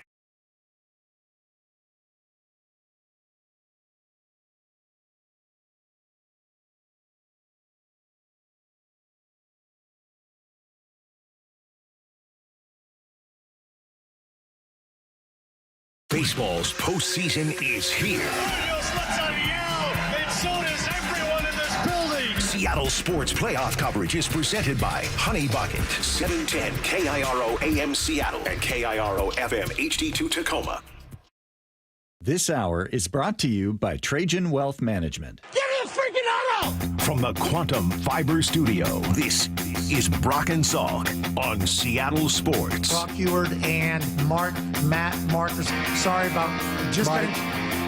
Heward, not exactly Joe Cap there in the pocket. Now here are your hosts, Brock Heward and Mike Salk. Auto Cutlass, Oldsmobile Cutlass texts. Salk, you're 100% correct. I also had the pleasure of driving a 1980s Oldsmobile Cutlass. Absolutely a terrible vehicle. Salk, was it a Cutlass Supreme? If not, that's where you went wrong. No, it was. Oh my God! What a truly horrendous car that was. In any event, all right. Let's see. We got a lot to do before Mike Macdonald joins us at 9:30. Brock's. He's gonna be a grumpy bear. Oh, you think? Yeah, I know. Yeah, Think so? I know. Really? Yeah, I had one of those life experiences a couple weeks ago where you just get, you just can't do anything. Yeah. And for him, and we know this, just the way he's wired. You felt it. Like from the first training camp practice, right? Like, yeah, man, when my defense does well, if the offense struggles, I feel pretty good. The offense yesterday had one of the most epic offensive performances for our Seahawks but his defense? in forever. Not so much. Yeah, and that's his pride and joy, and that's what he's responsible. And by the way, he really took a ton of the responsibility and the blame for it afterwards. I mean, he was just, it's me. It was on me. It was on me. Yeah, look, they were banged up too. So injuries happen in the NFL. I have to design better plays and put our guys in better positions consistently for us to play better on defense. It's that simple. I mean, he said that quite a bit. That was just one of a few cuts I could play that had that. So it did bring me back to Friday and kind of where we were at thinking about this epic weekend ahead and what was at stake for the two teams. And if you remember the two words that I had, and I think you agreed with both. Yep. For the Mariners, trust, and for the Seahawks, respect. Unfortunately, in the Seahawks case, I think it'd be really hard for me to say they earned national respect with what they did as a team. Giving up that many yards, losing the way they did, falling to 3-2 instead of 4-1. I don't know whether the national media is going to be all in on the Seahawks now moving forward, especially 1-2 at home. I think that's going to be really hard for people to buy. But as much as the last play from Darnold really bothers me, I think that people will look at the entirety of that game, see the numbers that you spat out a few minutes ago, Brock, and say, hey, the Seahawks may have their quarterback. Sam Darnold is playing like an elite level talent right now.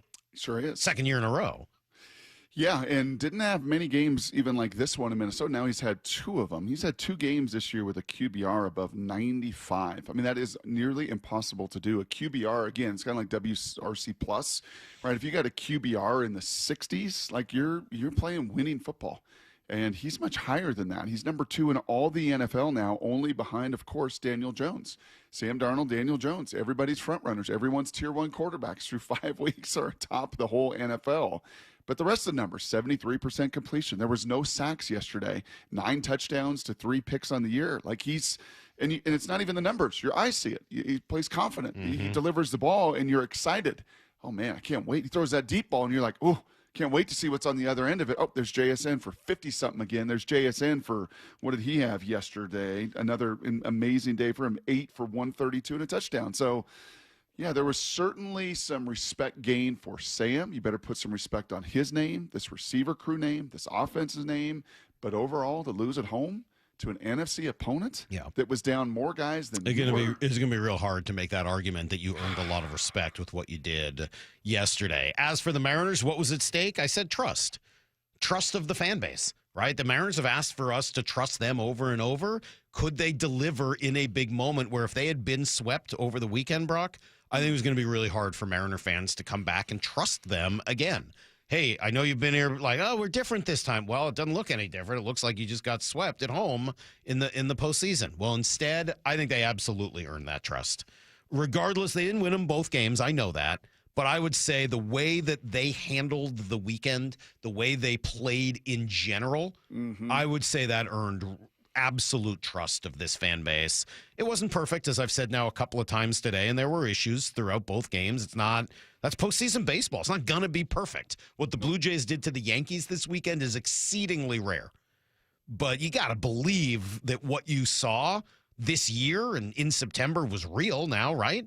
Didn't it legitimize a lot of what they did over the course of the last second half of the season? It did, but can you give me the body language, your body language, of the amount of trust in these moments? Are you sitting there calm, cool, and collected at what was it called? The pizza what? At the Pizza Gate. Pizza Gate? No, it wasn't Pizza Gate. That's something else. Sorry. Pizza. I forget what it was called. Somebody's texted it in. Pizza something. Were you calm, cool? It's called. I was okay. Yeah, I think I was fine. Pizza Bank. Sorry, it's not Pizza Gate. It's in Kingsgate. Pizza Gate's something else entirely. Yes. I was okay. You were okay? I was pretty cool. I was not like Lyle. I don't know. I've matured and gotten older. Sure. I don't know, man. I was okay. I think this would have been mine. Like the amount of trust, right? It's like right here. Just kind of like looking. I'm not fretting. I'm not watching. I just kind of have my hands in my horse stance last night. Oh, you were in the horse stance? In the ninth inning with Mooney on the mound? You darn right I'm in my horse stance. See, I will tell you, when Munoz came into that game, I packed up my stuff. Like, we're out of here. I had 100% faith in Andres Munoz saving that game last night. Like, it was not even a doubt in my mind. And certainly once he came out and threw the first pitch, like, oh, they don't have a chance. That slider is unhittable. They don't have a prayer against a pitcher of this caliber. And again, it's partly because I don't believe in the Tigers. I don't think they're very good. I think that lineup is mediocre at best. Yeah, and if and that's why Saturday's frustrating. Yeah. Because Kerry Carpenter's like the one guy in that lineup who could scare you at all. And he's only scary against right-handers. He's terrible against lefties. I guess Green is, a little scary, but again, you can take him out with a lefty. So I'm just not very impressed with the Tigers. And because they'd beaten Scooble a couple of times before, I'm sorry, Lyle, I didn't panic even after the loss on Saturday night because they've gotten to him. And we've seen this. Oh, I mean, like, if every single time the best pitcher in the league, like, oh, what are you going to do? Clayton Kershaw is going to be on the mound twice this series. Oh, yeah? How's that go for the Dodgers every time? He stinks it up over and over again. Scooble didn't stink it up last night, but the Mariners were better. He does not ever look comfortable against them. And they did it to him again last night. Well, they tax you, unlike Detroit. They're a good lineup. You get to 6, 7, 8, and 9, you're like, okay, you can get these guys out. You make all your pitches. The Mariners, 1 through 9, have guys that can legitimately hit it out of the yard. Yeah. And I think that puts that kind of trust. Okay, so back to your word of trust. I think coming off of this weekend, here's what I trust the most about these guys, and really did through the extent of the wild ride of this season. Tested at times. The road trips in August obviously tested you the most. But I do trust that these guys are going to bounce back. That the resilience. Yes, and unlike maybe previous teams, and it's hard to judge that, and it's nuanced, and it's gray, and it's not black and white. And what do you mean by that? I don't know. I guess it's... Well, let me play you Dan. This is what Dan said after the game last night, and I think it speaks to quite a bit of that. Resilient in a lot of ways tonight. I think, again, to bounce back from a tough one last night, extra innings, and to come out today against, one of the league's best pitchers. And we've done this before, and they did it again tonight. Some great at-bats, and just, a tough night, to come back from something like last night, but they did it. They found a way, and that's resiliency. Seems like there's no other way around it, but they were able to find a way to do it tonight. And then, just from top to bottom, I thought, again, guys doing what they had to do to get the W tonight. Bullpen outstanding. That's not an easy role. In those tight games, but I thought they all threw the ball well. Kind of goes on from there, Brock, but you get the idea, just the different ways they showed their resilience. Salk, I've got a chiropractor. There's a chiropractor in town. Okay. And if Salk were to come to town, he's going to do some work on your upper nerve and your scapula area. Good luck with that. He would assuredly say to you once you get off the table, as he says to every customer in his building, power's on. He either says, power's on, or he says, channels are open. Going to be a great day. Channels are open. Okay. Going to be a great day. Power's on. And the first 10 times I heard it, that's kind of cute. And then, the 150th time, I'm like, it is a direct message. It is a marketing 101. Through 164 games of the Seattle Mariners, the number of times Dan Wilson has said, our team fights. They're fighters. We're resilient. We're fighters. We're resilient. I bet you out of 164 post games, he has said the word fight at least 150 times. Channels are open. Going to be a great day. Power's on. This is a resilient team that fights, and there is no question about it in this weekend. This is hilarious. So just because I was talking about the Oldsmobile Cutlass, the average turning radius of a car, Brock, is 17 to 20 feet. Okay? The average turning radius, according to my Google search here on AI, is 17 to 20 feet.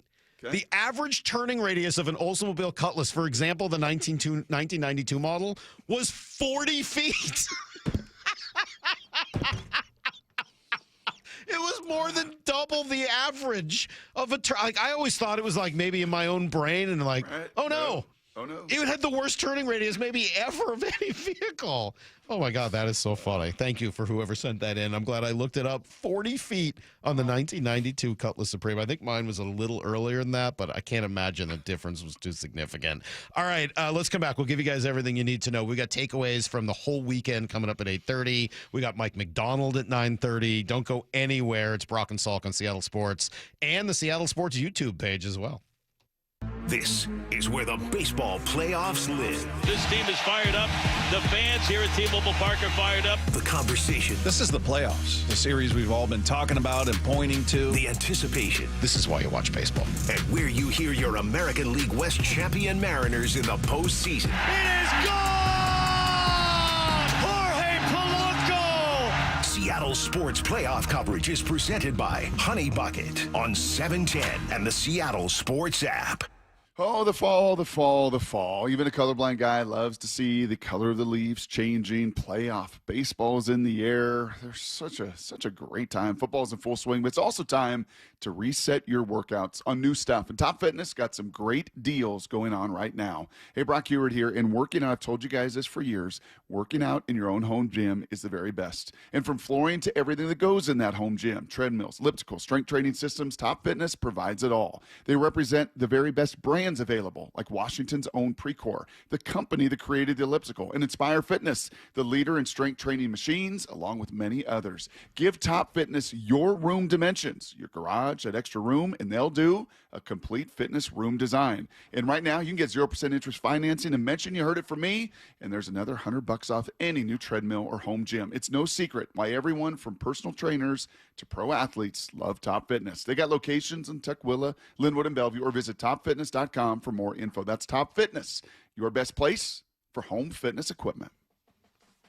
In today's competitive world, standing out isn't optional anymore. I'm Rusty George, and my agency builds websites and marketing strategies to help builders, manufacturers, and material suppliers get louder, get noticed, and bring in new customers. Visit us today at rustygeorge.com.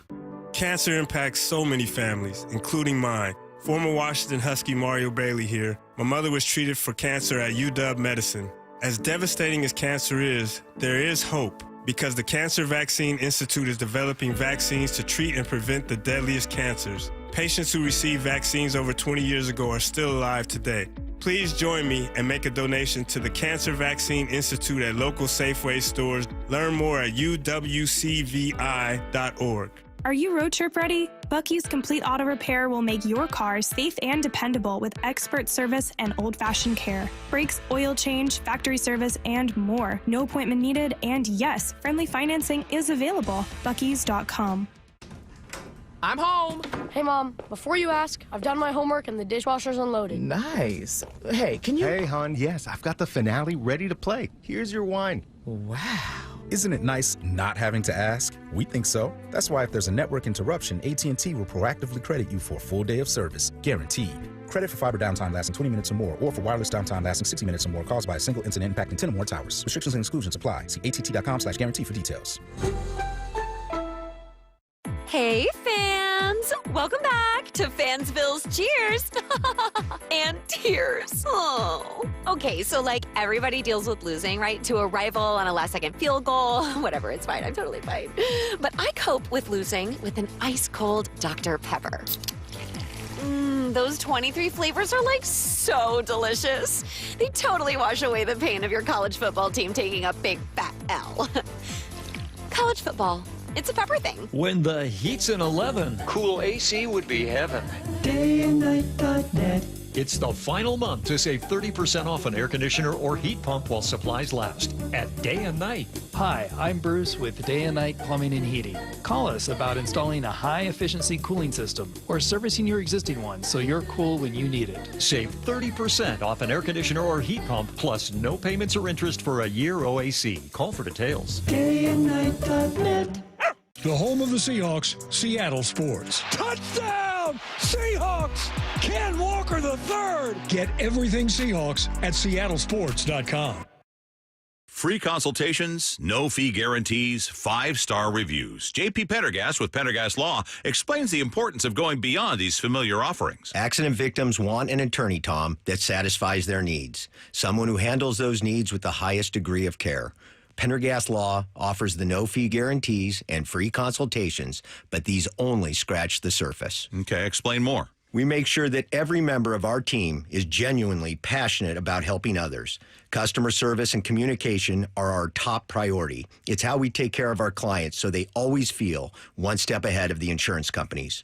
Our strong reputation for high standards provides comfort and confidence when it's needed most. Pendergast Law offers the free consultations, the no-fee guarantees, and, of course, they are 5-star rated. But what really makes them different is their genuine passion for helping others. I can't recommend them enough. If you or a loved one has been injured in a car accident, call Pendergast Law. We can help. That's PendergastLaw.com. I had a young woman who was on a new SUV, and she had attachments to her old car because it was her first car, and she had questions because she was doubling her spending budget, and she was very fiscally responsible. It was almost making her sick. And the best path at that point was to let's stop for the night and you go home and take a breath. She came back in the morning and bought the car. She was way happier. These are major life accomplishments. You have the ability to afford at this tier. You've secured one of the major needs in your life. You should be feeling a tremendous amount of pride and respect for your accomplishments. I'm just grateful that we get to celebrate it with them, that we get to be part of it in that aspect of it. The LJ Way is the Lee Johnson Auto family. Need to know. 15 minutes past every hour with Brock and Salk. Here's what you need to know. Up first. Crazy weekend, of course, here in the Seattle sports world. Soto, the center of the sports universe, it sure felt like, with 3 games being played, plus the Sounders. I mean, just an amazing, amazing weekend, and it almost was a disaster. Mariners lose game 1. Seahawks lose in excruciating fashion. We'll get to that in just a moment. But thankfully, the Mariners pulled it off yesterday and not only salvaged the weekend, but I think left everybody on a pretty positive note moving forward. It was quite a game, man. A couple of home runs from Jorge Polanco. Google's 3-2. Here it is. Swung on, blasted, left field. This is going to go. He's done it again. It is gone. Jorge Polanco, his second of the game into Edgar's. This place erupts, and the Mariners lead 2-0. Unbelievable. Lightning strikes twice. It sure did, as they got to Scooble for those 2 runs. Ultimately, though, it wasn't enough because it's tied 2-2 in the 8th inning when Julio decided to come up with maybe the biggest hit of his career. And the 1-0 pitch, swinging a line drive, left field line, fair ball, into the corner. Cal Ronnie third being waved in. He's bringing home the mail. Julio in at second with an RBI double, and the Mariners have the lead. Yeah, that was enormous. Munoz shuts it down from there, and they go on to take game 2, 3-2. Julio afterwards spoke about that moment. I mean, it was huge. You know, after I hit it, I kind of looked around a little bit. I could see everybody jumping around, and you know, that made me feel really good. You know, it was an awesome moment. But more importantly, you know, to come and answer back, you know, as a team, I feel like Kyle got it going right there, and you know, I was really happy to be able to follow through on that. And, you know, grab the lead again, and you kind of set the table for Mooney to do his job. I know I said earlier, Brock, this is my favorite moment of the year, but I'll say it again, and I'll just sort of... When Julio first came up, didn't you think we were going to be having a lot of these conversations? Like, this is what we were sort of best player in baseball. Yeah, like he's got that kind of talent, right? Yep. And you're just waiting for these huge moments and then the incredible joy with which he handles them. I really hope yesterday was the first of many more like this for Julio, because it really is fun when he is at his best. You know what's interesting about him too? Just kind of listening to all of this, all those cuts, just flashbacks as you know we play that. Many of you, I'm sure, this morning are thinking back to where you were sitting, whether you were in the building or on your couch or in a sports bar, wherever you were. The thing about Julio is his greatest. At this stage of his career, his greatest accomplishment is what he has done, like with his stats, the 30-30s, the 30-30s, things not done by anybody else at this age and this stage. Like that is, you know, just the resume. The greatest thing about it is the stat collection. and yet I don't think truly he cares. All he cares about is winning. You know, and a lot of players will say that, Mike. A lot of them will. But deep down, like way in their insides, do they really believe it, or are they just supposed to say that? And I think for Julio, like he really believes it. I also think, though, it was a weight off his shoulders. I mean, he wants to also be a big part of those wins. Now the power's on. The channels are open. That must be it. It's just that the power is on for him. Game 3 tomorrow at 1 o'clock in Detroit, weather permitting. It's supposed to be some thunderstorms. I think it'll end up being okay. Game 4 Wednesday at noon, so a couple of day games. Then Game 5, we'll see. It would be Friday if it happens. We don't know if it would be 5 o'clock or possibility of a matinee at 1:40, so time will tell on that one. Here's the second thing you need to know. Yeah, frustration, I think, for Seahawks and their fans yesterday. Both teams looked great in their throwbacks, and both quarterbacks looked great, throwing for a combined 700-plus yards in the game. But unfortunately, it was a late pick from Sam Darnold that ended up costing the team. It's just such a bummer. He played so well before that moment. Sam was great. Sam played a tremendous football game. Thought we were going to have a chance to win the game there at the end, but 99-yard drive, 4th down, extended plays. I thought Sam played tremendous. Well focused on his defense, I think. Yeah, so if you would have told me before the game the Seahawks were going to have 27 first downs, we're going to go 6 of 9, that they were going to, let's see, K9 was 4 in the red zone? Yes. They were going to score on 5 straight drives with touchdowns and average 8.6 yards a play. I would have thought this was awesome, man. They're gonna find a way to win. Probably a high-scoring game, but they're going to win 38-21, be 4-1, be right atop that division, be right atop the NFC. And instead, they played as bad a football defensively as they played against, Buffalo and Green Bay last year. It was just totally unexpected, I think, from this group. But they got sit and think about it. They're 3-2. They'll head to Jacksonville next week. Here's the third thing you need to know. See, Blue Jays win. They just dominated the Yankees through 2 games. Dodgers and Brewers both looked very good in their debuts. Those 2 series, Teoscar with a big, huge homer, another 3-run bomb for Teo. It's crazy. And then in the NFL, Cardinals found a unique way to lose yesterday to the Titans. Broncos. Did you see the coach go after? I saw that. So do you think he punched him, or was that more of a I don't know, getting him psyched up and he gave him a smack in the chest? It looked Jimmy Lake-ish. Like it does, but he put his hands on imagine. I thought he was pumping him up and gave him a couple. You still can't put your hands on somebody like that in any fashion. I think I got to know more. I'm not jumping to a conclusion yet. Right. I agree. It didn't look good. I'm with you. Did not look good. I would like a little bit more context on that before I jump in with both feet. But wow, what a way to lose. Broncos Buffalo beat loses, the Eagles. Philly loses. I think the parity in the NFL just kind of rose up yesterday. Last couple of weeks. Yeah, I would agree. Know if there is a runaway elite team out there. It is going to be a dogfight. I think the rest of the way again. Why that one stings with an NFC loss yesterday at home in a game that you coulda, shoulda, woulda. All right, there you go. That is everything you need to know. 1:15 every hour here on the Brock and Salk show. That's so funny. Other people saying the Cutlass was their first car. Wow. That's good.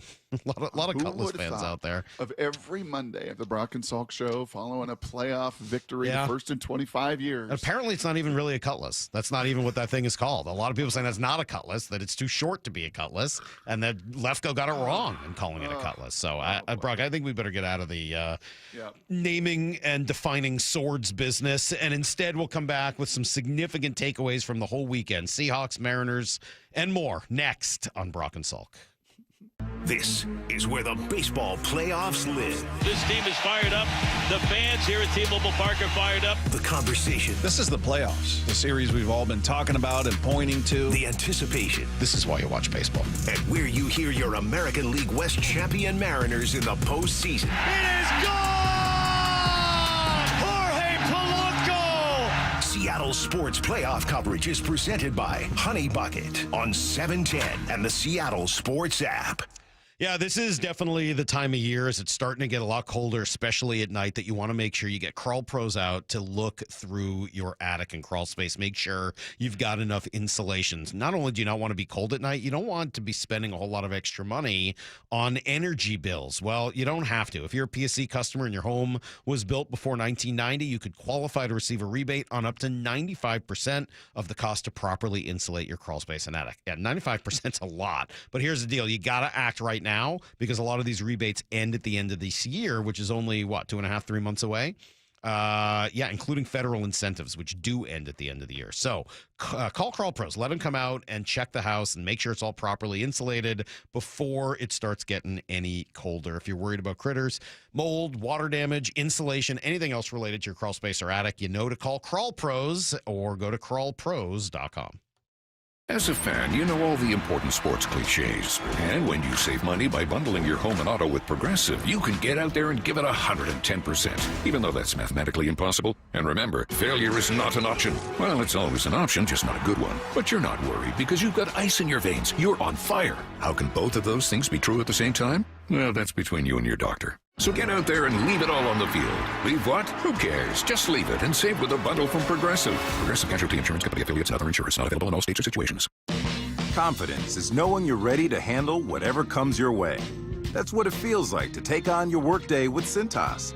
They make sure your AEDs are up to date, your fire extinguishers are tested and inspected, your floor mats are cleaned and delivered, and your workwear looks good, feels good, and is freshly laundered with the Cintas Apparel Plus program. So are you ready to take on today? Visit Cintas.com. Oh, I'm ready! And get ready for the workday. So my mother is thinking of switching from Verizon to Pure Talk, but she's worried the deal sounds too good to be true. Michael, she said, how can those Pure Talk people offer me the same basic service as Verizon for so much less money? I said, Ma, go ask Google how much Verizon spends on advertising and promotions. A few seconds later, my mother said, oh my goodness, $12 billion a year? That must be a typo. I'll tell you what I told my mom. It's not a typo. Verizon spends $12 billion a year on advertising and promotions, and their customers are paying for it. Well, Pure Talk doesn't spend that kind of money on commercials. Trust me, I would know. That's why they can offer you and my mother unlimited talk, text, and plenty of data on a crazy fast 5G network for just $25 a month. And if you're a business owner, you could really save a fortune.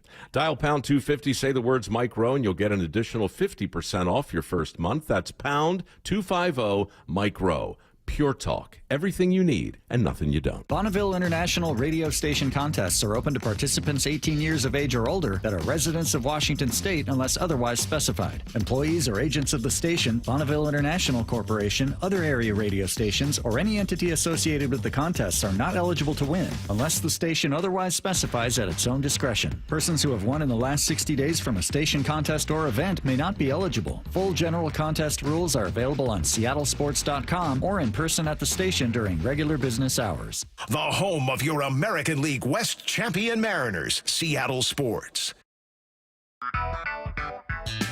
Big Trees is Washington's premier tree sales and transplant company. With over 30 years of experience, Big Trees provides trees of all sizes for residential and commercial projects. Our 30-acre nursery features thousands of trees and hundreds of varieties that thrive in our Pacific Northwest climate. For hours, directions, and to see our wide selection of trees, visit BigTreeSupply.com.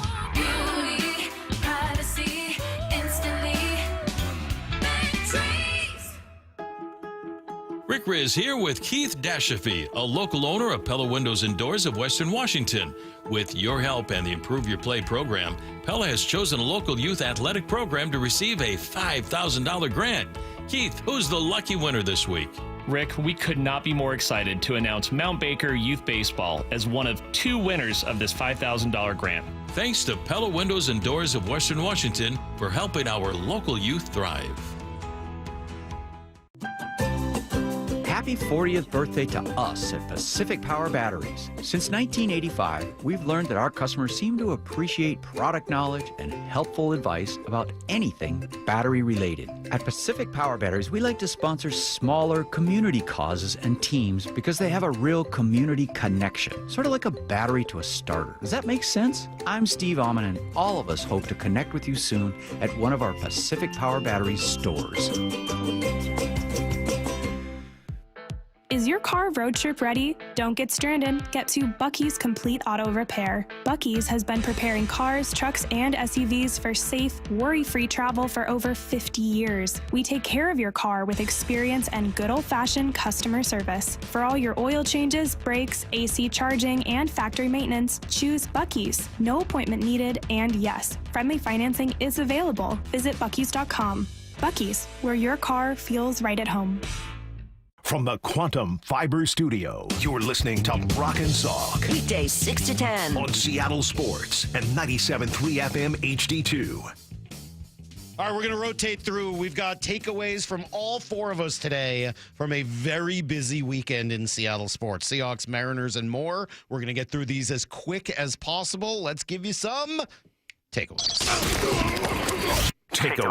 Okay, I'm going to point to a positive and maybe one of, if like Julio yesterday was one of your favorite moments, Salk, of the season, and in some ways his career delivering on such a big stage when they needed him the most. I'm going to point to a much smaller role, a player that has nowhere near the name power, a guy that was almost cut this year, who played his absolute best game as a Seattle Seahawk yesterday and was incredible.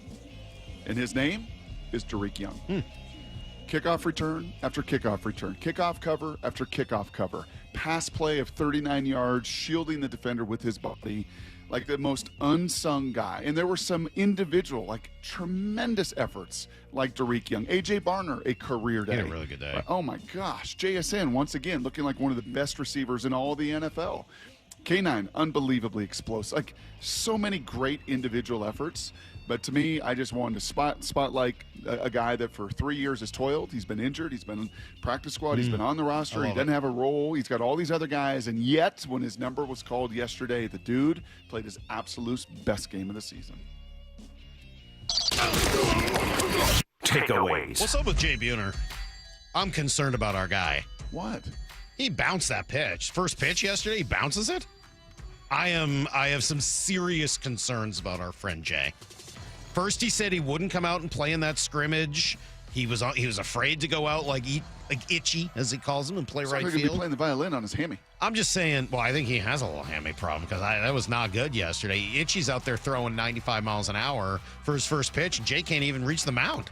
What did he say about his rotator cuff? I don't know. It said it was fraying, but he said it in a much more colorful way. I don't know. Very disturbed by Jay bouncing the first pitch, but maybe it was the good luck charm they needed. That aside, loved, I don't know if anybody saw this. Did they show this on the broadcast?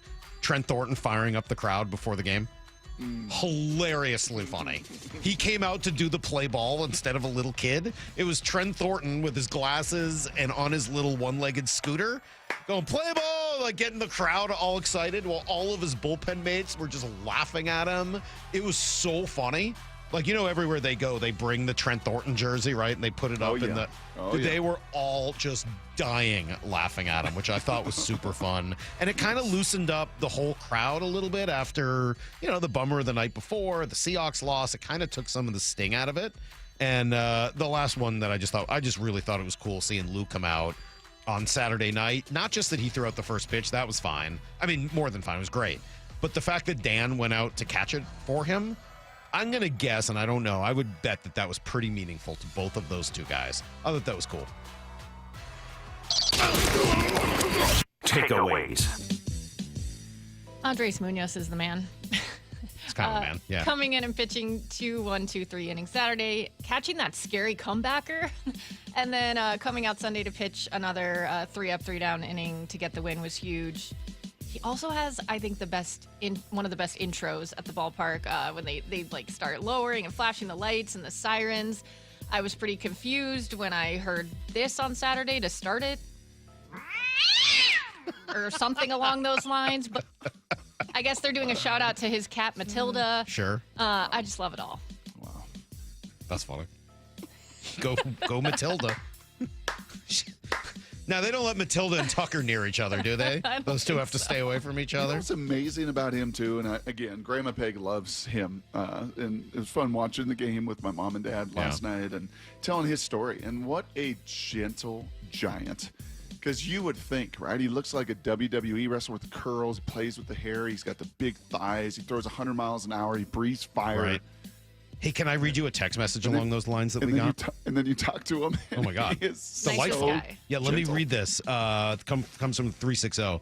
Says, I've had a chance to talk to Munoz 4 times in the last 2 years. He must be the nicest, most genuine human being I've ever talked to. Yes. I hope you've had similar experiences and could mention that on the air. He's just incredible all around. I will say, I've also, like, with my family, not even, like, spring training or, like, exactly the same experience. Delightful. Well, and being. Shannon, who's with the team all the time, always says She the same. loves him. Yeah. Lyle's like, I hate him. He's been mean. No, we got to hear Lyle's voice. He's the nicest dude ever. Oh, no, let Lyle. What'd you say, Lyle? Lyle's get the next takeaway. Hit the thing. Hit it. Yeah, here we go. Lyle's Takeaways. like, I actually think that he's unacceptable. I hate Andres Munoz. Go ahead, Lyle. Never say that. He is the nicest dude ever. He is. I know. Just kidding. So your favorite moment of the year was Julio's double? Yes. I think I have a favorite moment from the year, too. 5th inning, game 2, ALDS. Gabe Spire strikes out Kerry Carpenter. Let's go, Gabe. Let's go. Let's go. Why did you like that one so much? Because it was just perfectly executed. Perfectly executed to a T and a turning point in the game. Loved it. It was all those things. And let's also say Spire's nasty in both these games. That's my real takeaway. Okay, good. My real takeaway here is just talking about how awesome Gabe Spire has been all year. When the Mariners know he's been awesome, here in the city we know he's been awesome. I wish he would get more credit nationally, because if you just look up and down at left-handed relievers this year, how many have been better than Gabe Spire? Aroldis Chapman, maybe Josh Hader. The list is so short, and he's been so good. That's a great takeaway. And his tats?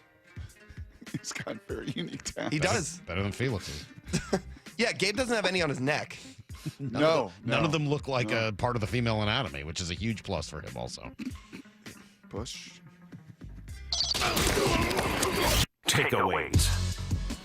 So I heard from a number of friends. Adam Amin hit me up. Remember, we chatted with him Friday and said, hey, man, please let me know what your thoughts were. And he said, first inning was as electric as anything I've ever experienced, right?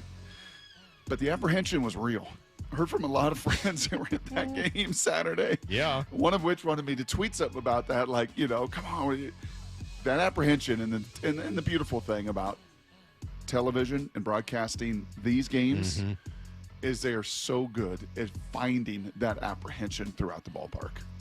So what happens, folks, to let you in a little TV 101 behind the scenes, when things go to commercial, that is when all the wonderful men and women that run those cameras search out the crowds, trying to find those that they know are emoting in ways that can just have a picture tell a million words.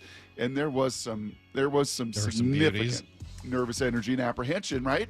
Just as that game went on, and then it goes to extra innings, and then more extra innings, and then oh gosh, the release last night, thankfully, to not have to come in here on a Monday morning, Salk, and have a very different conversation. Yeah, it would have been. This is one of hope, man. This is one of belief. This is one of fight and resilience, and I will now say, go find a way to win it in Detroit. There is a part of it that would have been objectively hilarious if they had lost all 3 games over the weekend. We come in here like, I don't even know what to tell you. Like, can you imagine? Like, no. I was thinking about it last night. I was like, okay, what will we do if for some reason this gets away from the Mariners? Torkelson hits a double right here and scores both runs on a and he did. Jam shot, close his eyes. Just, like, are you it was kidding more me? like, what would happen if the next guy drives in Torkelson and then like, oh my God, it's over.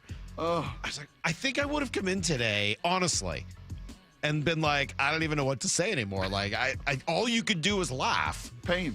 Right? Like, all you could do at that point would be to laugh. I'm really glad we didn't have that like need to do that. It would have been objectively funny.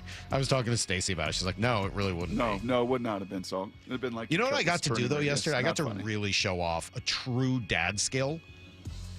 I got to shook. Stacy and I carpooled down there because we don't live that far from each other. And we're trying to conserve parking passes. And as I told them earlier, spending a day with Stacy was incredibly fun. She's awesome, man. She is smart and she is like really great questions. Made me laugh. Like she's a riot. You guys should make sure you listen to Bump and Stacy today. But I got to show her what it's like to be a dad getting out of a crowded parking lot after a game. She was like, I can't believe we're already out. Like, this is incredible. It's like, Stacey, you got to understand, I've been planning this since we arrived this morning before the Seahawks game.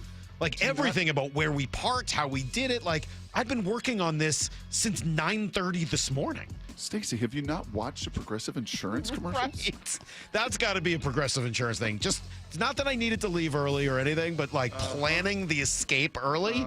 Oh, yeah. Oh, I was very, very on top of that. Takeaways. Hey, can we just give a little props to Luis Castillo? There was probably more concern about Luis than anybody else, especially a few weeks ago when I made the dastardly mistake of crediting him for having really been a key part of the season. I thought he was great yesterday. Yes, the pitch count got up early, but one of the cool things about Luis is his ability. Thank you. I think one of the cool things is his ability to limit the pitches when he needs to.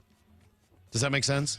He got himself in trouble. 25 pitches, then 26. What does he do the next 2 innings? 9 and 9. When he needs to throw outs rather than, strikeouts, he is incredibly capable of it. It is, I think, this version of Luis, this year and this part of his career, that is his superpower, and I thought they really needed it and did it really well yesterday. I like seeing 97 flash up in that first There was quite a bit of 97. Lots of 97s. Yeah. He's a different At the dude ballpark, it was a lot of 96.6. Just for clarity, but that's 97. Well, that rounds up. And that's a lot better than the 92, 93 you occasionally see from him midseason. And maybe that's why you sometimes see 92, 93 midseason, so that you can get 97 when you really needed it. Takeaways. I'll swing back to Seahawks here for a second. I wish they had gotten going a bit earlier in the game, but the way the Seahawks offense looked in the second half was so impressive. Brock mentioned all of the playmakers. I think that's something we questioned coming into the season. Like, do they have enough elite playmakers on the offense? And so far, there's been a lot of that. It's the first time in a long time I felt like the offense could carry the defense if, these injuries carry into the next couple of games or something. That I don't remember the last time I had that feeling. Cooper 6 for 59, AJ 7 for 53 and 2 touch, JSN 8 for 132 and a touchdown, Torrey Horton 3 for 39 and a touchdown. On top of Zach and K9, and going up against one of the best rush defenses. They hardly had any runs whatsoever. It averaged over 6 yards a carry in those. So yeah, it was obviously didn't go their way, but you're not going to end up in a shootout every week. Nope. Baker Mayfield was really good too. Gosh, he was good. I know you love some. I'm sorry. I love Baker. I've loved him since he came out of college. I loved him when he got drafted in Cleveland. I wanted him here when he was a free agent and the Seahawks were done with Russ and not sure what direction they were going to go. I love Baker. I'm sorry. And I think he's really good. Yep. He might have had the best. He might be playing as well as anybody in the NFL right now, right? Yes. Yeah. Yeah, I mean, it is maybe later in the week, DJ tomorrow, certainly we can chat about some of these QBs that, holy cow, what has happened to Geno Smith? What has happened? He throws picks in the red zone. He didn't look like this. I mean, he's got 9 picks through 5 games. Yeah, it's really sad. It is. Next, really sad. Push. Wow. Takeaways. Really sad. You shouldn't have brought it. I made the mistake of bringing it up earlier, Brock, and he kept it kept coming back up. He can't let it go. Well, he's thrown it to the other team 9 times. 9. Yep. What else is cooking in that brain of yours, Lyle? What else you got going on? Lyle's going to come back to the damn decision in Game 5 again. Lyle, give me another takeaway. Come on. Yeah, sorry. Redeem yourself. You were in the building, Lyle. Redeem yourself, please. You're amongst the people in the 300s. How was it? I got to take deep breaths. Did you enjoy any moment of it? Yes, I enjoyed of Game 1. I enjoyed the first 4 innings. Okay. Anyway, takeaway. Game 2, the one I was not in the stadium for. The Matt Brash at bat to Spencer Torkelson. Now, ultimately, it doesn't really matter because the Mariners won and they evened the series.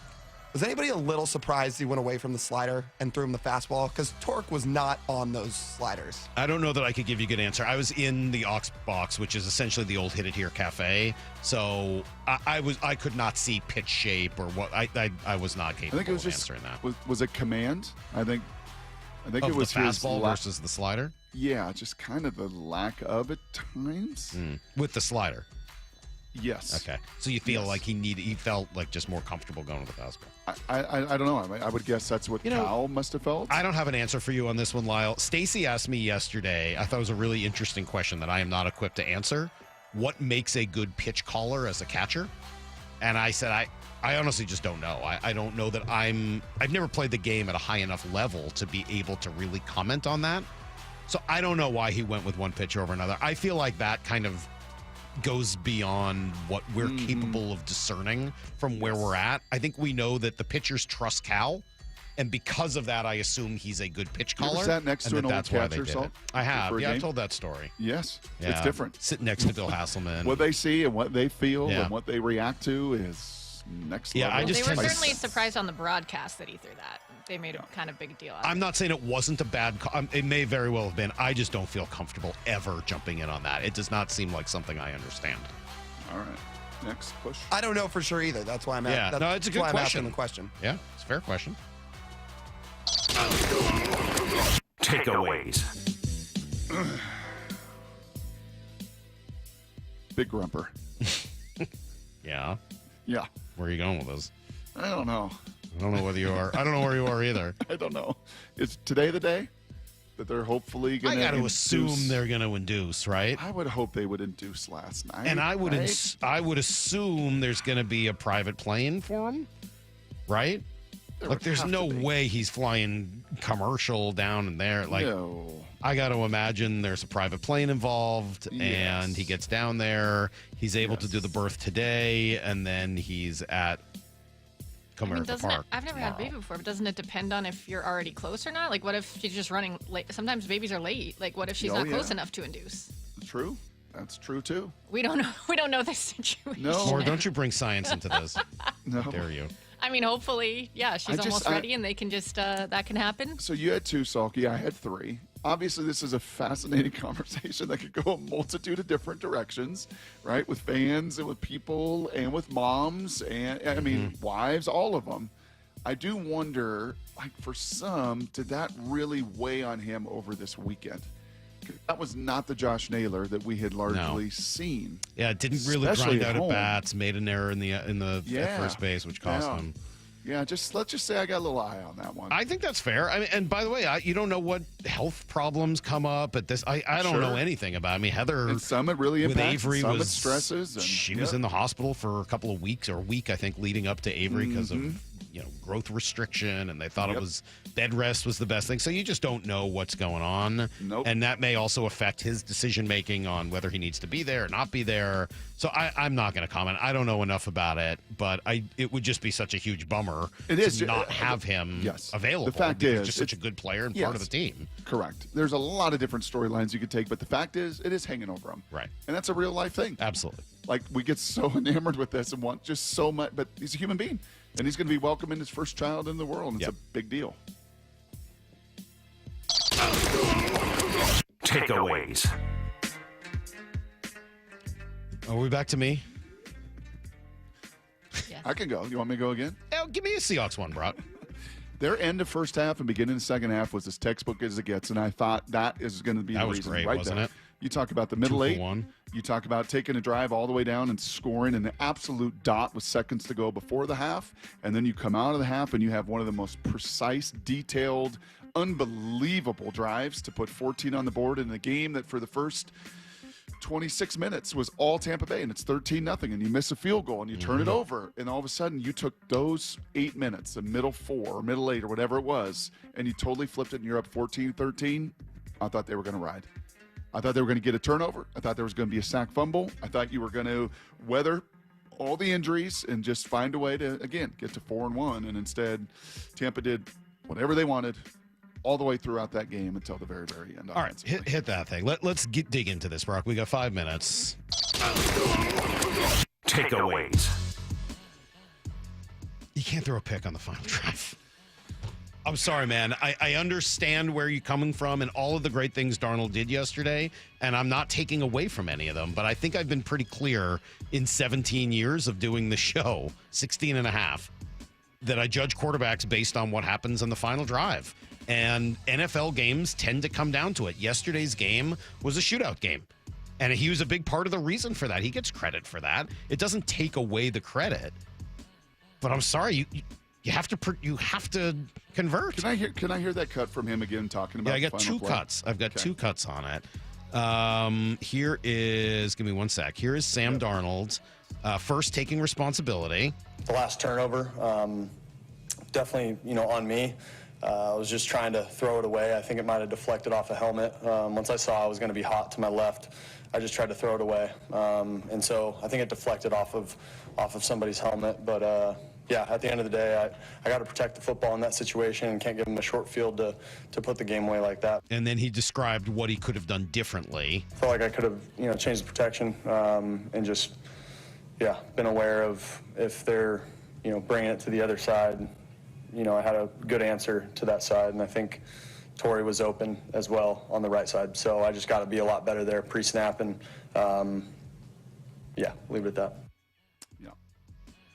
Yep, so there were answers, right? You talk about process and execution of those things, Salk, Mm-hmm. and sometimes, like when the process is all right, then you just live with the execution or the lack thereof. In that case, 2nd and 1, I didn't like a pass. Just run the ball. You ran for 6 yards a carry. Ken was getting spurting open all left and right. Your receivers, your blocking downfield was just tremendous. And you got plenty of time. You got 3 timeouts. Just don't give them the ball back. By the way, Just how don't great give is them it the ball to see back the in Seahawks with regulation. 3 timeouts in the final minute of the game? It's like, oh my God. Again, they have all their awesome. timeouts? I don't even know Set what to do yourself with up this. for all of that. That's right.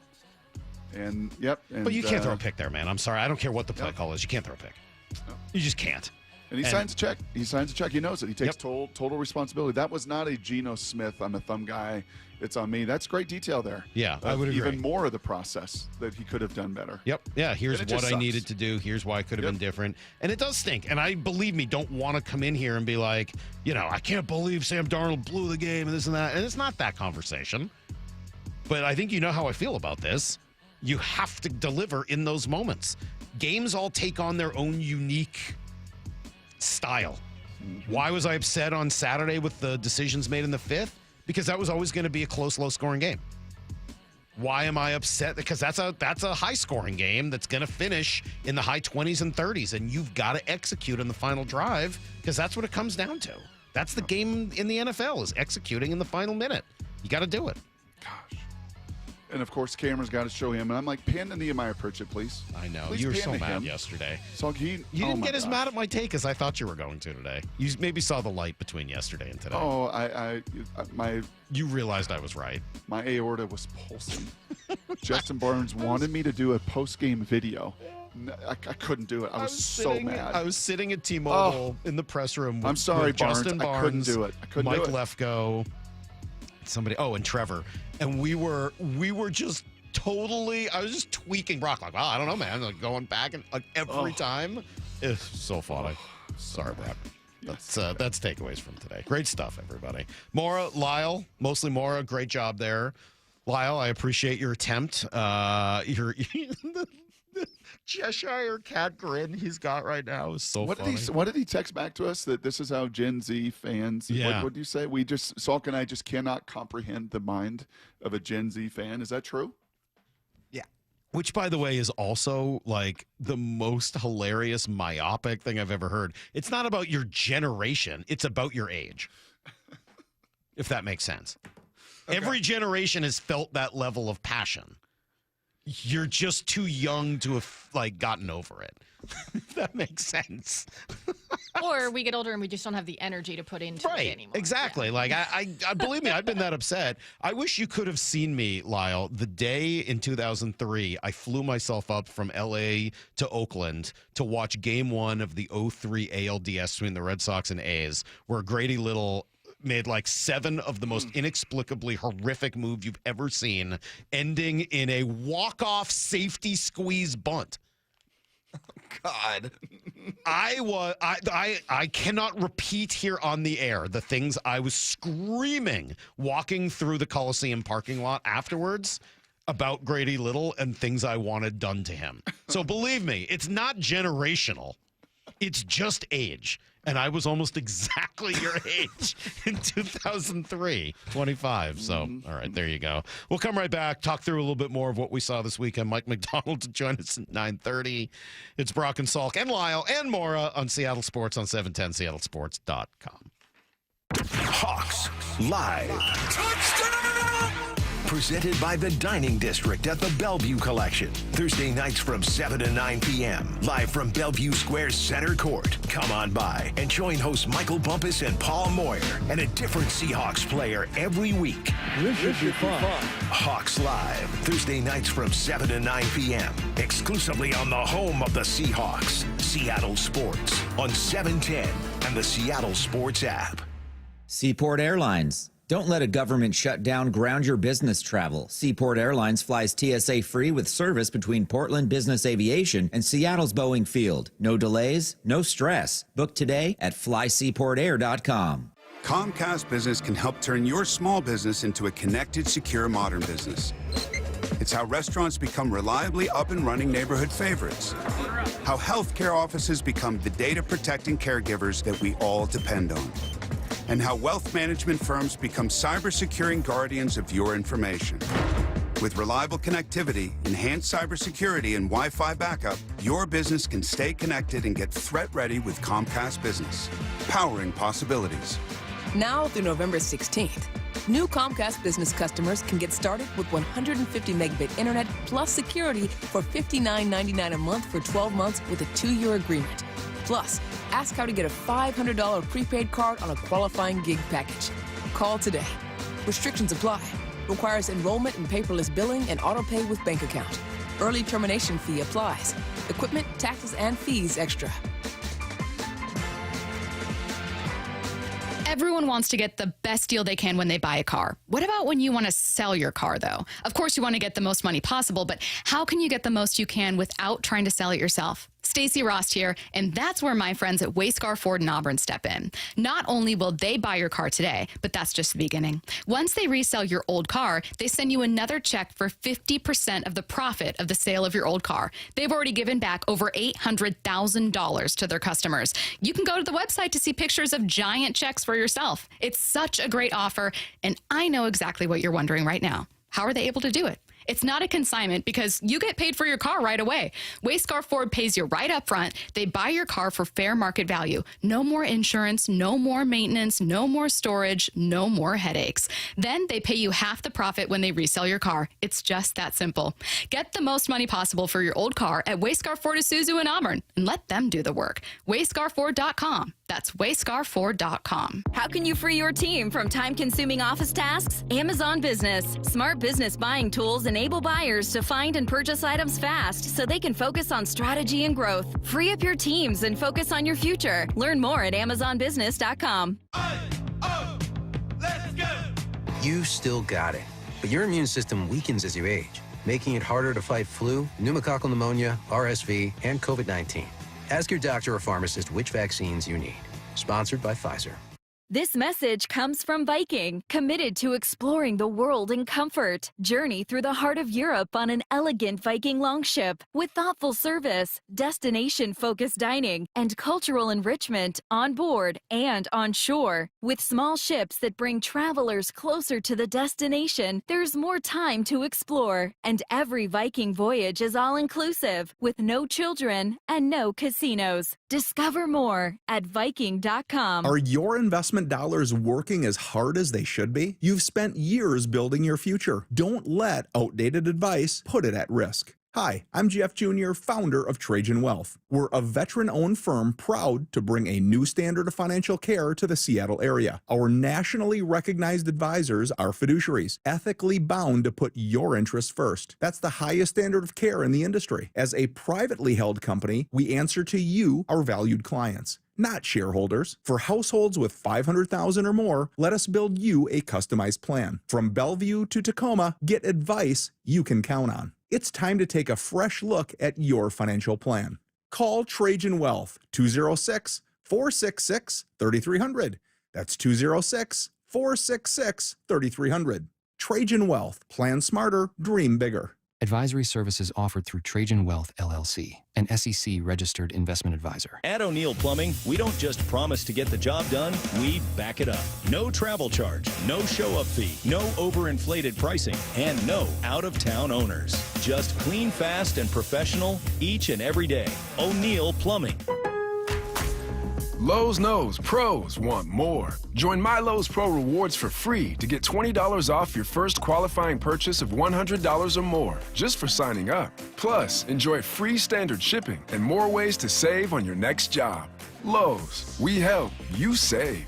Offer valid for new members only. Not valid with any other discount. Free standard shipping not available in Alaska and Hawaii. Exclusions and more terms apply. Loyalty program subject to terms and conditions. Visit Lowe's.com/pro loyalty for details. Subject to change.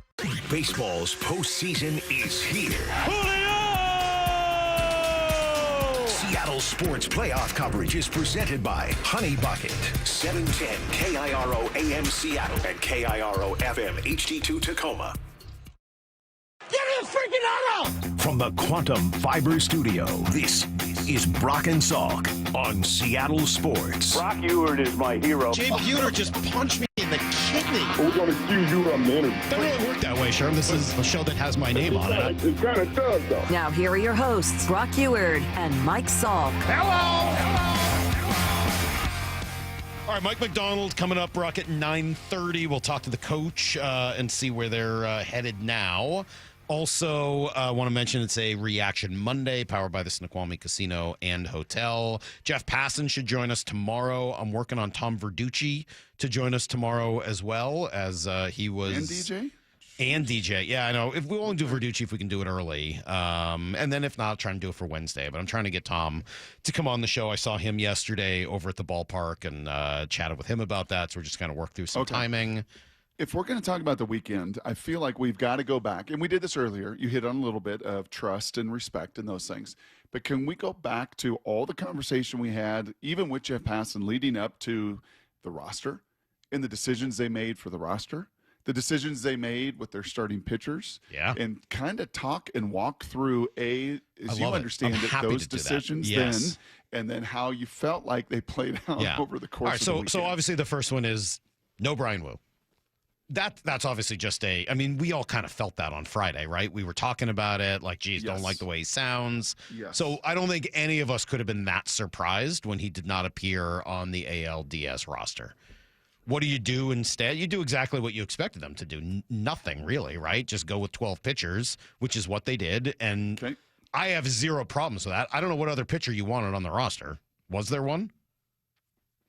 No. I mean, it's not like you're like, I can't believe Casey Legamina's not on this playoff roster. Like, Logan Evans just coming back from being hurt. Like, there's no other person that you want, and you want the extra batter, especially once you find out about Naylor. So, I no issues there whatsoever. I would assume they're going to start Bryce in Game 4. Don't know that for sure, but I would assume that's what they're going to do.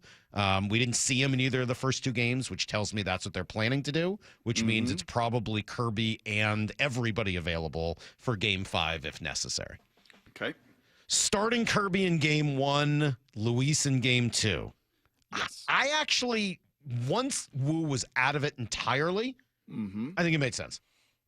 Kirby's the guy that I think bounces back, and you're able to throw him in Game 5 if necessary. And you also set it up, I think, for Logan to have his bullpen day on the Game 5 day. So if you need Logan to come in and pitch an inning or two in relief like Kirby did a few years ago, that becomes a possibility in a theoretical Game 5. And you're giving both George and Luis an opportunity to pitch at home, which has been really important for both of them. And you're hoping, before the series starts, that maybe you don't even need to use Bryce Miller in Game 4, which is why he ends up getting the Game 4 start. So I thought all of that made perfect sense. Alignment. All of that, after the initial blush reaction of what? Yep. Kirby is starting Game 1, and Luis and no Woo for the whole series. Like, after that initial punch, I think you're right. The whole process behind everything else and all the decisions that go into that, total alignment then. Yep. What about positionally? So I was a little intrigued by that, right? The one we threw out the idea of Ben Williamson being the last guy, but I don't think any of us thought it was likely. Totally agreed with the add Harry Ford. Once you get an extra position player to get to 14, you got to put Harry Ford on the playoff roster because it allows you to do what you did last night. Play Garver as the DH. By the way, he had a hit and a walk, or maybe it was just a hit. But you end up pinch running for him in that spot with Luke Raley. And if, God forbid, something had happened to Cal, you have Harry Ford able to go in there because Garver's now out of the game. Yes. It is a must if you are a team that uses your backup catcher in a DH role. Yep. So and then based on the Naylor news, that kind of forced your hand there. Once you're seeing Suarez taking some reps at first base, you're like, what? Yeah. What's he taking reps at first base for? And then, the rest of the story unfolds, and you see that, well, if Mrs. Naylor goes into labor and you need a first baseman, it's going to be and the one thing, possibility of so it's a over little there. weird because, they do have Luke Raley to play first base, so that's always an opportunity, but you don't have another one after that. There is no one else on this roster. You could put Polanco. You could have moved Polanco to first and decided to go with Cole Young, Samad Taylor, or somebody else at second. So there are other ways that they could do this. It did make me, I don't know. I don't know about that one. We'll wait and see. I would be surprised if Ben Williamson appears. We'll see. If you weren't going to bring him in the ninth inning last night with a 3-2 lead to play third, I don't know that you're going to use him. I just have a premonition that Ben Williamson is going to have a big hit. That would be hilarious. I'd love it. Just with the craziness of the season. Yes. And again, all of Dan's belief in everybody and the trust that he gives and the confidence and the fight and all of it. I just have, in all the contributions that Ben made through that first half of the season, that, let's face it, right, if there was no Ben Williamson this year, what would it have looked like? Oh, man, I'd be happy as heck. Like, I was the guy who was all over the Ben Williamson thing in spring training. Thought he was, like, my favorite thing down there. Yes. Like, that would be phenomenal. What an incredible way for that whole story to end this year. Yep. But if you're not going to use him last night as a defensive replacement in the ninth, it doesn't feel like you really want to use him. My guess is it's sort of similar to Harry Ford, where, hey, if Josh Naylor's not here and Luke Raley plays first and we have to move things around after that, we need another way to cover first base, and we'd rather do it with Gino there and Williamson at third as opposed to Polanco there, and that's my guess. I don't know exactly why they decided to do it that way. If it were me, and Naylor going on paternity leave was not a possibility, I think I would have taken Samad Taylor as my last guy. That would have been me. Over Ben Williamson, over Cole Young. I would have wanted the guy that could potentially come in and steal me a money bag late in the game just in case that scenario came up. But once you find out that you may lose Naylor for a game or maybe even in the middle of a game, right? Then I think it makes perfect. Okay, I get it. You got to go with Ben Williamson because it allows you to do all those things. That's what I thought. What did you think? Just a couple tantalizing storylines that just made it that much more intense as a Mariner fan, right? 25 years, you've been waiting, you get all this, and Woo's pec is really not great. He's not even going to be on the Division Series roster. And oh my gosh, what? We're talking what leave? We're talking paternity leave. We're talking he could leave in the midst of a game, right? I just added to, I think, a Mariners fan apprehension in the weight and the emotion of all of it, and some of these scripts that baseball writes. I did find myself, when I first ways. saw that thing, the whole story about Josh Naylor, I found myself thinking about that South Park thing that they often play on Howard Stern. What? Like, wait, what? That can't be real. What? No. Yeah, that was definitely a bit of a surprise. But I think with all that information, doesn't it all make sense? It does. Like, there's nothing they did that is, like, out of bounds or weird given all of that. Nope. And I'm glad Ben Williamson gets to play a role in this after, he didn't. It's not like he did something to get sent down. They just traded for Gino. Now, do you think – ask a question. You know what? Nah, don't do it. Don't ask it. We got to go. If Gino continues to struggle, is there any chance they play Williamson at third? I love Gino, as does everybody, but he's really not hitting. No. Is there any chance if he goes 0 for 3 tomorrow and they win, or 0 for 4 with 3 strikeouts, that you see Ben Williamson in Game 4? Would I hate that? I wouldn't hate it. Hey, Gino, hate it at all. I love you, but I can't keep running you out there if you're just not giving them anything. I could see that. I don't think it will happen. It would surprise me, but it wouldn't knock me over. But Williamson's skill set is also one that he's not overwhelmed. Right. He gives you good at bats. He's going to give you good at bat. He's going to give you good at bat. He could also look like Dominic Canzone, though, and just be like, there was really no reason to have him in there as a rookie. It's not going to work. So we'll see. Love these conversations, man. This is what makes the playoffs so much fun. We'll come back, give you everything you need to know, talk to the coach, and then start getting ready for tomorrow. It's Brock and Salk. Be right back on Seattle Sports. This is where the baseball playoffs live. This team is fired up. The fans here at T-Mobile Park are fired up. The conversation. This is the playoffs, the series we've all been talking about and pointing to. The anticipation. This is why you watch baseball. And where you hear your American League West champion Mariners in the postseason. It is gone! Jorge Polanco! Seattle Sports playoff coverage is presented by Honey Bucket on 710 and the Seattle Sports app. Hey, Brock Ewart here, and yes, I know postseason baseball and every Sunday can give us a little emotional pain, a little mental pain, but if you find yourself taking in these events or not going to them because of physical pain that's limiting your really quality of life, then please reach out to my buddy, Dr. Daniel Nelson from Eastside Pain and Regenerative Medicine right over there in Kirkland. Painful joints from arthritis can affect anyone and make it hard to do pretty much anything. Well, that is where Dr. Nelson, in all of his years of experience, comes into play. He has seen so many of you suffering from chronic joint pain caused by arthritis. So don't let pain stop you from enjoying your life. Consider Dr. Nelson the only doctor with over 30 years of experience in pain medicine techniques. Many have jumped aboard the regenerative medicine train over the last decade. Not Dr. Nelson. This has been his passion and his heart for well over 30 years. So his tool bag, well, it's deeper than everybody else. And yeah, it's got PRP and stem cell therapy and so many other tools to help relieve your pain. So if you're sitting in pain this morning, hearing my voice, give him a call, 425-823-4000, 425-823-4000, or visit DanielNelsonMD.com. That's DanielNelsonMD.com. At Cressy Door, we have the perfect garage door for you. Come visit our brand new garage door and fireplace showroom and let our experts help you find the perfect garage door. Cressy Door. The LJ way is. You look at stuff like this and it's like, I don't want to come into an industry and work on a place that is going to compromise how I feel about myself. I get to go to work every day with good people and I get to enjoy what I do because I'm out there just trying to do right by people I care about, which is our community. We're going to see them at the grocery store. I'm going to see them at the sports tournaments. Two friends of our daughters came in last night just on the lot, didn't know I was there. And it was cool because you got to take them through and they're going to buy a car for their first driver and a car for their kid going to school soon. These are the people that you're going to work with. And so you better make sure that your laundry's clean.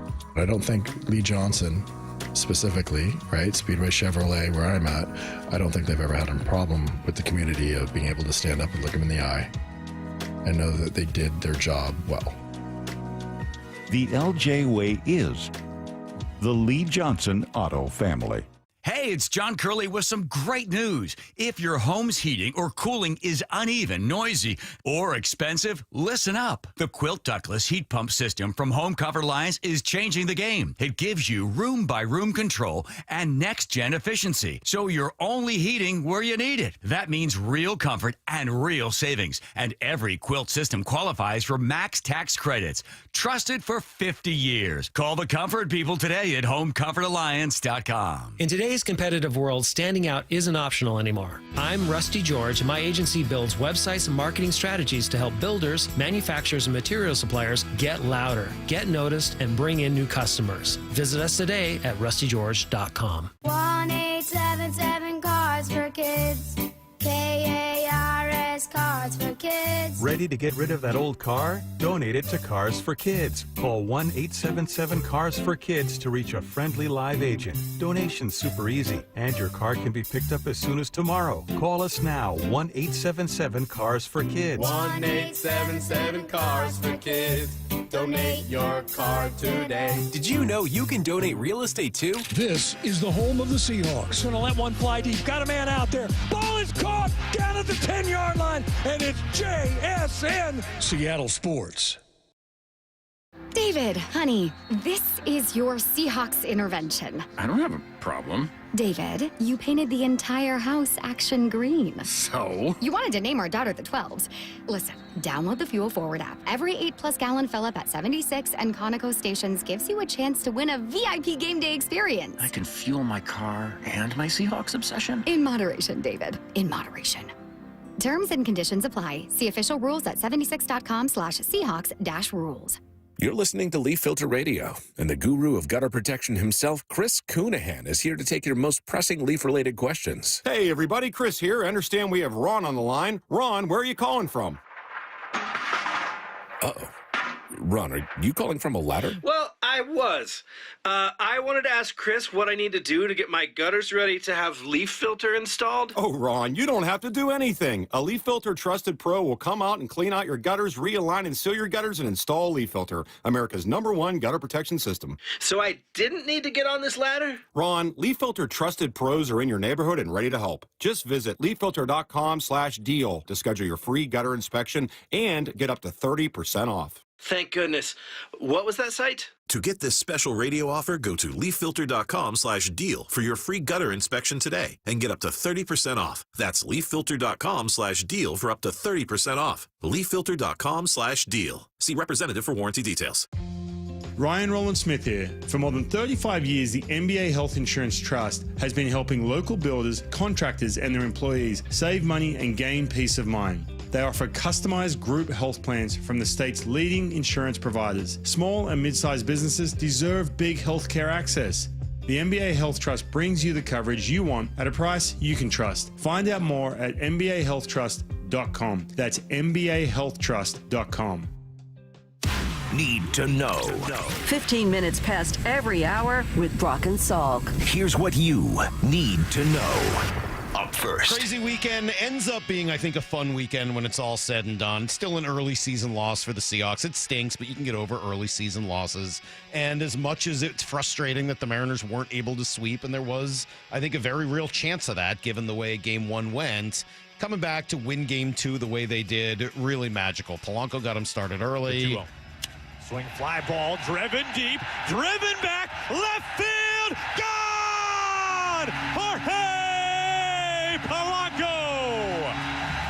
It's a 1-0 Mariners lead. Now the Mariners draw first blood against the Dragon, Tarek Skubal. Yeah, that ball was tattooed. And then Julio and Cal, that combination in the 8th inning after things have gotten tied up. Cal with a leadoff double, Julio right behind him. And the 1-0 pitch, swinging a line drive, left field line, fair ball, in for the corner. Cal rounding third, being waved in. He's bringing home the mail. Julio in at second with an RBI double, and the Mariners have the lead, 3-2 here in the bottom of the 8th inning. Julio pumping his fists out at second base. The RBI double, back-to-back doubles by Cal and Julio. Pretty cool. Whose sound do you like afterwards? Cal talking about the earth shaking. I thought it was fine, but it's probably going pretty slow. I was pretty tired, but yeah, no, it was crazy. You know, as I was in third base, you could feel the ground shaking. So that's a lot. Or Julio saying it was his favorite moment of his career. This has to be number one. You know, like we haven't had a time like this here in a while. So being able to deliver a win tonight as a team, I think it was really, really special for me. Just to see the fans and the way they got going, it was very special. I'm always going to hold that memory in my heart. My favorite sound? That Zombie Nation playing with 47,000 people shaking that whole stadium. I'd have been right there with them, chest bumping, hugging, fist pounding, head butting, all of it. Yeah, man, it's the emotion of big-time baseball and big-time moments. Now, I'll say this, too. All right, for all the fun conversation and the baseball conversations about decisions and process, they're having them in Detroit today. Yep. Like, why did you run that guy out? You know, the Mariners got to see him yesterday. Why is he the first guy out after Skubal? And talking to one of my Detroit friends, I think that will probably be on their sports radio stations as well today because those guys saw him pretty well last night. And well, they couldn't go to Vest for 2 innings again, so they needed someone to bridge the gap. Yep. But yeah, it was, and you can't really go lefty because you don't want a lefty to pitch. Yeah, it is. They're in a tough spot there because Cal and Polanco are both switch hitters, so correct. It kind of messes with the righty lefty thing a little bit. Yeah, I don't have any good answers on that one. That's for sure. Game 3, Brock. They'll better discuss it before then. Tomorrow, 1 p.m. in Detroit, weather permitting. Game 4, Wednesday at noon. Here's the second thing you need to know. Yeah, rough loss for the Seahawks yesterday. That's a winnable game, man, especially given the way it went late. Tremendous drive down the field, going all the way from the, 1-2 yard line to score. Eventually, this is how that drive ended with a really, really cool fourth down play from Sam Darnold to Torrey Horton. Sam may be trying to get him to jump off sides. Motion, no. Snap comes. Sam's going to look. Sam's going to get hit. Sam's going to throw. Sam has a touchdown. Seahawks. Torrey Horton. Sam Darnold. You wild man, you. Steve Rabel trying to set the record for saying Sam's in a single cut. I can't tell you how good that play was from Sam. It was pretty good. The frustration of the interception, so as he walked through all that, if you walk back to that play and what he had to do to step up and then break the tackle of a sack and then to keep his eyes up and not be able to follow through and to have the awareness of where Horton was, that's why, Rabel, with his 50 years of experience, knows how remarkable a play I will say, Brock, one of the only reasons that I'm not going to give as big an excuse or a pass on the final interception is that drive could have very easily ended on the second play of the drive with a pick six. Could have. I mean, that ball's tipped up in the air. It probably should have been a pick six. It would have been a 0-yard pick six, which I don't think I've ever seen before. Mm-hmm. Have you ever seen a pick caught in the end zone? Mm-mm. I don't think I've ever seen that. No. Thankfully, it didn't happen that way. No, and then an interception came off the board with a penalty. I got to ask Mike about these men downfield. I don't understand it because whatever was called on the Seahawks shovel pass, Tampa did the exact same thing and was even further down the field. I got to get clarity on that rule. That rule never seems to have a lot of clarity around it. In any event, really good day for Sam Darnold until it wasn't. Just unfortunately, the pick late. But his tight end, A.J. Barner, really impressed with what he's seen from the quarterback. Man, Sam's fantastic. He's doing a heck of a job. Just how consistent he is, how hard he plays, how he leads. And, we have a very special quarterback here, and I think people are starting to find that out. So we're going to continue to ride with him, and, yeah. I wonder if we end up having a special tight end here. He's having a pretty good start to the season. Dude, he's a good player, man. Isn't he? Yes. That play where they pushed Ken Walker 9 yards downfield, awesome. He was a big part of that. Saubert was a big part of that. That was pretty cool to see. Here's the third thing you need to know. All right, let's see. Huskies come back to win. Jed Fish impressed. Our guys just kept believing, kept competing.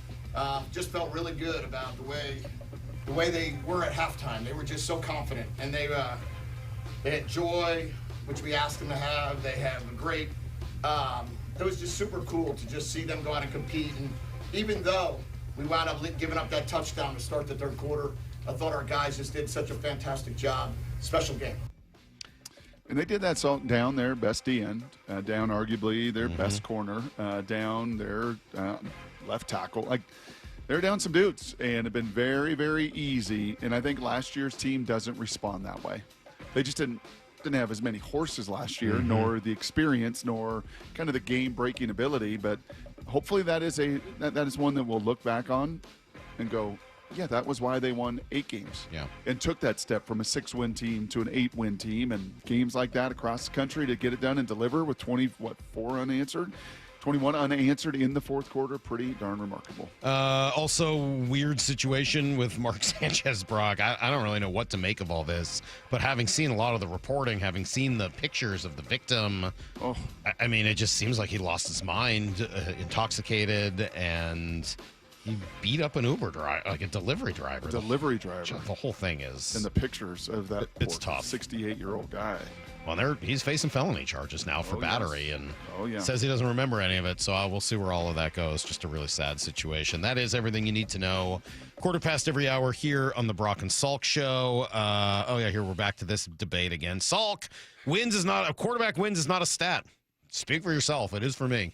Mm-hmm. It is for me. That's what quarterbacks get paid to do. In 17 years for you. Nope, and it's not gonna really change. That's been a take of mine since forever. Whether it's Matt Hasselbeck, whether it's fair, whether it's unfair, Yeah. whether it's justified, whether it's unjustified, whether you're poking the bear as you were doing yesterday, and not even poking the bear, you were. I shouldn't talk about stabbing, but yes, you were getting after me and just frustrating the heck out of me. But it is. I mean, these games, you just watch them all the time. You watch them in Buffalo last night. You watch them over and over and over in the NFL. And it's, the middle 8, really important. But the final 4 usually determines about 90% of it. So lots of like from the Seahawks offense, some real frustration from the Seahawks defense. We'll talk to Mike Macdonald about all of that next on Brock and Salk.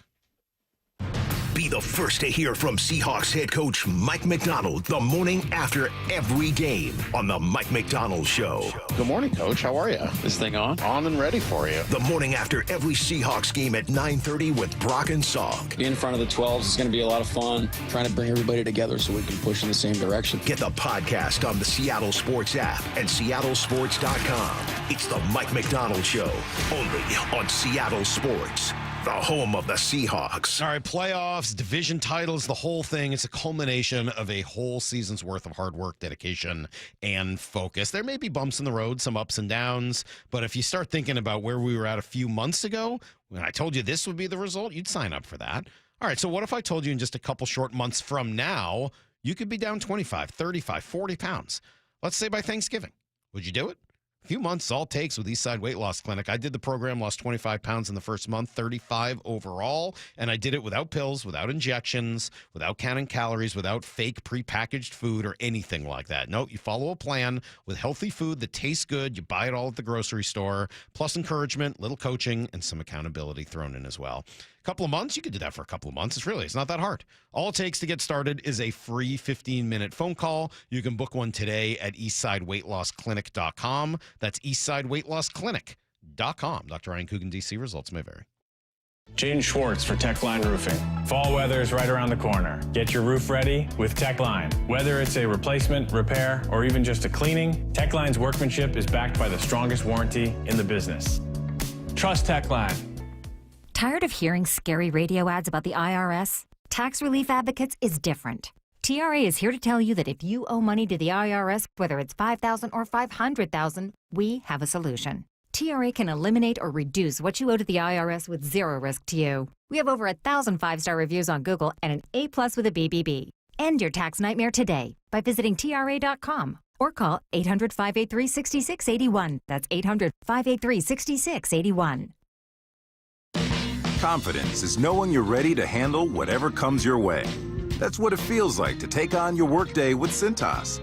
They make sure your AEDs are up to date, your fire extinguishers are tested and inspected, your floor mats are cleaned and delivered, and your workwear looks good, feels good, and is freshly laundered with the Cintas Apparel Plus program. So are you ready to take on today? Visit Cintas.com. Oh, I'm ready! And get ready for the workday. You've heard the saying, you never get a second chance to make a first impression. Since 1926, my family's been helping local businesses make great first, second, and long-term impressions. We know how to make your company look good with quality uniforms, logoed apparel, floor mats, linens, and more. If you're paying for linen service or doing it yourself, let's have the conversation. The information and quote are free, but the savings and service can really add up. Visit suplinen.com. Superior Linen Service. It's what we do. Too many breakup songs getting you down? Put a little bossa nova in the playlist. Sometimes a different way is the better way. Like the SR 509 Expressway near SeaTac. Get a good-to-go pass to save $2 every time you use it and on other toll roads in Washington. Is your car road trip ready? Don't get stranded. Get to Bucky's Complete Auto Repair. Bucky's has been preparing cars, trucks, and SUVs for safe, worry-free travel for over 50 years. We take care of your car with experience and good old-fashioned customer service. For all your oil changes, brakes, AC charging, and factory maintenance, choose Bucky's. No appointment needed, and yes, friendly financing is available. Visit Bucky's.com. Bucky's, where your car feels right at home. This is where you hear your AL West champion Mariners in the playoffs. Seattle Sports. Hey, it's Bob Stelton here, and let me tell you about one of the best decisions I've ever made in my life. That's when I went to K2 Vision for RLE. That's Refractive Lens Exchange. Now, Dr. Kopstein started K2 Vision with Dr. King from King LASIK, the most experienced LASIK surgeon in the Northwest. King LASIK plus K2 Vision equals freedom vision for every stage of life. No glasses, no contacts, readers, or cataracts. Now, if you're somebody that struggles with distance vision and now you always need a pair of reading glasses, K2 Vision RLE could be your perfect permanent solution to spending your good active years not needing reading glasses. And here's the cherry on top: you never develop a cataract. Now, if you're somebody like me that had a pair of readers in every room of the home, in your car, you had to bring them into the restaurant with you. Otherwise, like me, you couldn't read the menu. That has all been rectified thanks to RLE. So whether it's LASIK, EVO ICL, or RLE, trust the most experienced team of doctors to recommend what's best for you. Schedule your free Zoom consultation today at K2VisionRLE.com. That's K2VisionRLE.com. So my mother is thinking of switching from Verizon to Pure Talk, but she's worried the deal sounds too good to be true. Michael, she said, how can those Pure Talk people offer me the same basic service as Verizon for so much less money? I said, Ma, go ask Google how much Verizon spends on advertising and promotions. A few seconds later, my mother said, oh my goodness, $12 billion a year? That must be a typo. I'll tell you what I told my mom. It's not a typo. Verizon spends $12 billion a year on advertising and promotions, and their customers are paying for it. Well, Pure Talk doesn't spend that kind of money on commercials. Trust me, I would know. That's why they can offer you and my mother unlimited talk, text, and plenty of data on a crazy fast 5G network for just $25 a month. And if you're a business owner, you could really save a fortune. Dial pound 250, say the words Mike Rowe, and you'll get an additional 50% off your first month. That's pound 250 Mike Rowe. Pure Talk. Everything you need and nothing you don't. From the Quantum Fiber Studio. This is Brock and Salk. Weekdays 6 to 10. On Seattle Sports and 97.3 FM HD2. Waiting on Coach Macdonald's going to be with us here in just a moment. It is a Reaction Monday on Seattle Sports, which is, of course, powered by the Snoqualmie Casino and Hotel. We've been reacting to everything that went on this weekend, and it was fun being over at the Seahawks game. I don't know whether I attended a game last year for whatever reason, just sort of the way the schedule worked, but it was a great vibe in there yesterday. Tons of Seahawks fans. There was a little orange, a little creamsicle orange. And those two uniforms, I mean, we're not going to talk about it with Coach because I think there's I thought those uniforms look pretty darn sweet next to each other. Let's talk to Coach Macdonald. This is the Mike Macdonald Show, presented by your local 76 and Conoco stations, exclusively on the home of the Seahawks, Seattle Sports. Coach, good morning. How are we today? All right. A little frustration yesterday, I'm sure. What is your level of frustration this morning? Of course you're frustrated, you're disappointed, you're a little pissed, you're edgy, motivated, motivated to get it right, motivated to move forward. You kind of want to just play another game, you want to get you just want to go make it right immediately, but that's not how it works. That's where you're at. I think we're still confident. We're still optimistic. All the kind of everything. Just it's still fresh. I haven't met with the staff. I haven't met with our defensive staff yet. Haven't met with the players yet. So that's part of the process. But when you don't play the way that you expect to play, and that's a tough pill to swallow. It's a tough punch to take right there. Salk, I think I do want to ask about the uniforms. We'll have plenty of time to talk about some of the ball and the tape and everything else, but just the whole scene yesterday, Coach. It was pretty cool.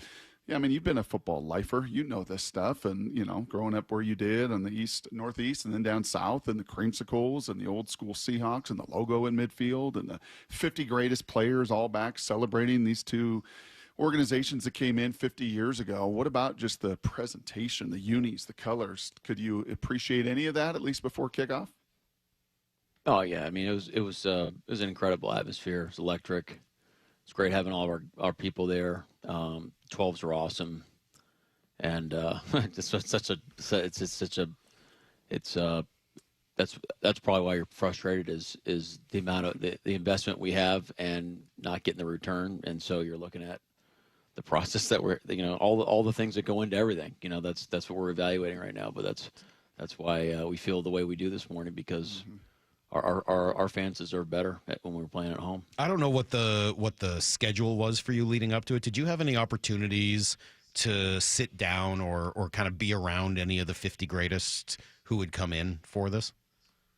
Yeah, we did. They had an event on Friday night, and then I spent some time with those guys on Saturday after the walkthrough. A bunch of guys were there. Anyone you didn't know or met for the first time or had a cool interaction with? Yeah, I haven't met Sean Alexander yet, and that was really cool. I didn't get to spend time with Earl, but it was great to see Earl. Obviously, every time you see Steve Largent, it's like kind of a cool thing. Yeah. But yeah, seeing Earl was awesome. I wish we got the time to spend time together, because with our time in Baltimore and kind of the shared experience here. So, but it was great to see him, and yeah, there's several guys. You talked through some of that frustration, Coach, and then you also mentioned the optimism and kind of where the team is going. That makes sense to me, just the way you phrased it, and I wonder if those two things are connected. Is some of the frustration because you can see what this team is capable of? Yeah. You nailed it. That's it. And when you fall short of where you feel like you are, and that's it's tough, So you got to be honest. Like, I think part of our message today is like we got to be honest with each other and evaluating of how we're doing things and who's doing what, and what we're doing, all those things. But you're absolutely right. I think that's kind of the the juxtaposition there, where you are optimistic, because I think we got great guys, and we got great players, and we got great coaches, and frustrating that we didn't see the product on yesterday afternoon. Coach, if it wasn't once, it was 2 or 3 times yesterday at the podium post-game. You talked about your play calling and just how you felt like numerous times you could have done better. Is then you watch the actual tape last night, right? And you go home and you look at those calls and you actually watch the game tape. Maybe some of what you felt at that podium versus the actual game tape, were those things aligned? Yeah, there's definitely plays that I want back. I'm probably more upset with what went into the week and how we got to the game and how prepared we were, and that goes into how we play. How we play defense, how like our style of play, how well we execute, our process. All those things wasn't our standard, and that's most of the things that I was referring to. Is that's my job, and when you fall short of what your responsibilities are, and you feel like you let your guys down. Was there anything that Tampa did, and it was a funky week for them with guys out and all their injuries, and even Baker out early in the week? Was there anything that they did yesterday schematically, offensively, that you hadn't really seen earlier this year? They throw some new wrinkles at you that just made it that much more challenging? That's a tough question, because if you say no, then I feel like you're not giving them enough credit for how well they played, and the job that they did with their staff and their players. So they did do some things that hadn't been on tape. Some of them scouted looks, some things out of different personnel groups that hadn't been done up to this point. But those are things you have to take into account. You can't just throw your eggs in a basket based off of a 4-game sample. And so that's a credit to them, and that's something that we can do better moving forward. Of how we account for certain formations and certain plays coming out of certain personnels without kind of getting all the weeds. But yeah. As an outsider watching that game and seeing the two quarterbacks go back and forth, I mean, it's really hard to ignore the storyline, the narrative, whatever word you like for it, of where those two guys were to start their career as top 10 picks a few years later, and after they had both been bounced from their original location, and then where they were at yesterday, just going back and forth, throwing dime after dime. And they actually strike me as somewhat similar, I would think, with not necessarily personality, but ability to throw on the run and a little bit of movement. They're not running quarterbacks, but they move well. What was it like just kind of watching the quarterback battle shape up between those two? Well, I think you're right. I think we talked about this throughout the week too, about the similarities between Sam and Baker. Both are, top competitors. Haven't been with Baker in a building, but from what you understand about who he is and how he operates, seems like there's a lot of parallels between him and Sam. It sounds like they have a decent relationship themselves. Both played at extremely high level. And again, I mean, I know Sam wants to be able to close that game out, and defensively we want to be able to close games out and really put the game away. So, Sam's performance can be, front and center of what happened in that game, because that should have been the story of the game, is how well our offense played and how well Sam played. Well, and obviously we want to talk more about it. I mean, what he did yesterday was great, but since you also bring it up, the final offensive play that unfortunately goes the other way, he said that there was more he could do on that play, that there was protections he could have changed. What did you see on that maybe could have gone differently? Well, he's right. We could have flipped the protection there, but our offense is also based off of, we don't have to be right every time with the protections, and if you're hot, we get rid of the ball and we move forward. But the ball did get tipped. It went off a helmet. I watched it this morning and took a bad hop. I thought he made the right decision and it sounded like he was trying to throw it in the dirt and or throw it short. Maybe there's a different place you could have thrown it or something. But in an ideal world, you flip the protection, you're not hot, and maybe you can work through your progressions a little bit more. But we got to be decisive in those moments. You got to make a decision. You got to rock with it. It's what our whole team's built off of. And so you played the shoulda, coulda, woulda game, but you got to look at the process, what goes into it, and live with the consequences. What did Marshawn say? I'm here so I won't get fined. I'm here, and I'm not asking this question for you to get fined. I'm asking it for clarity, because the college rule, the high school rule, the pro rule may be different. Can you help me and clarify what men downfield are, and why on a shovel pass behind the line you're called for it, and they had the exact same concept with a guy 4.5 yards downfield? Can you just help me and the fans understand what is men downfield in the NFL? From what I understand, if it's a forward pass and you're not engaged with a defender, and I think it's more than a yard. I think that's the buffer zone. I could be wrong, but I think it's over a yard. Maybe it might be 2. I'm pretty sure it's 1. Yep. And that's a penalty. So our guy, Jalen that was a legal man downfield. So we got our offensive penalties yesterday were a little bit were operational based. So that's something that we can focus on the front end and on how we're training the guys and how we're focusing on those moments. And I can't give you an answer on their one, because it felt like to me that he was downfield. So it doesn't matter if the ball is caught behind the line, like if you throw a screen or a shovel behind the line of scrimmage, if it's caught behind the line, it doesn't matter if it's guys forward, it's forward pass. Yeah, anything forward pass. Okay. Yep. Yeah, that was. I think Mr. Frazier was showing you the iPad of their guy 4 yards downfield as well. So we'll just leave it at that. We don't need any fines or any of those conversations, but that helps clarify. I appreciate it. With some of the injuries that you guys were dealing with over the course of the week, and I heard you say no excuses, totally agree. Does that in any way affect the way you call a game defensively, what plays and defenses you can run, or do you have to just put that totally out of your mind and call what is best at that moment? Yeah, I think the non-negotiable is how we execute and the style of which we play, and that is what is disappointing, is that we fell short of that, and that comes to what we're asking the guys to do. But you're always gonna call games for players. That's the way you do it. So what does that mean, to call games for players? Yeah, you call plays for players. You want guys' abilities to. You want to accentuate guys' strengths and let them ask guys to do things that they're really good at.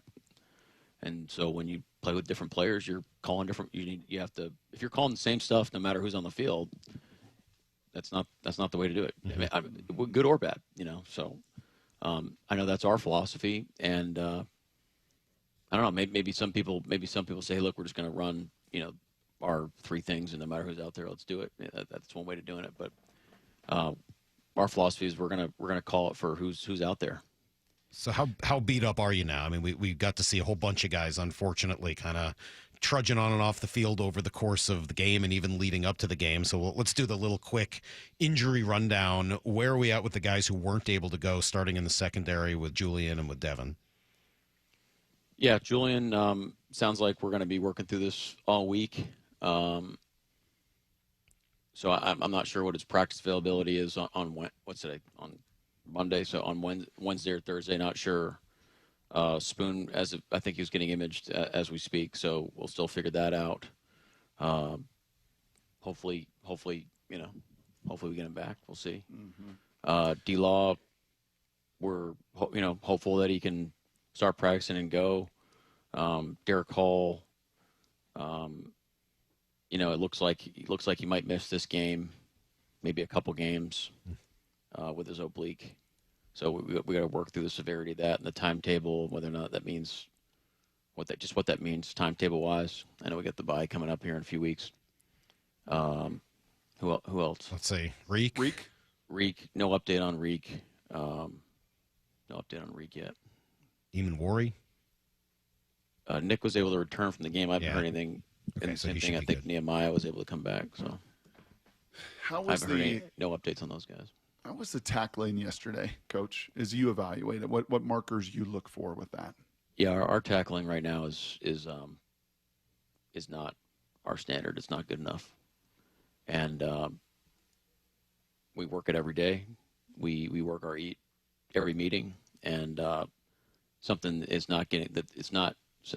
The dots are not getting connected right now, so that's something that we're evaluating as we speak, and we have to address it because it must be better. There's way too many hidden yardage out there where it's putting us in more defensive positions and guys are getting leaky yards on us. So it's it needs to improve. What does that mean to a modern NFL coach where, it's not full pads for 3 days and all day they're just out there doing tackling drills like they might have done in the 70s or 80s? So when you say it's something to work on, what are the options even available to you to work on that? Well, I mean, it's a good question. We're work through it.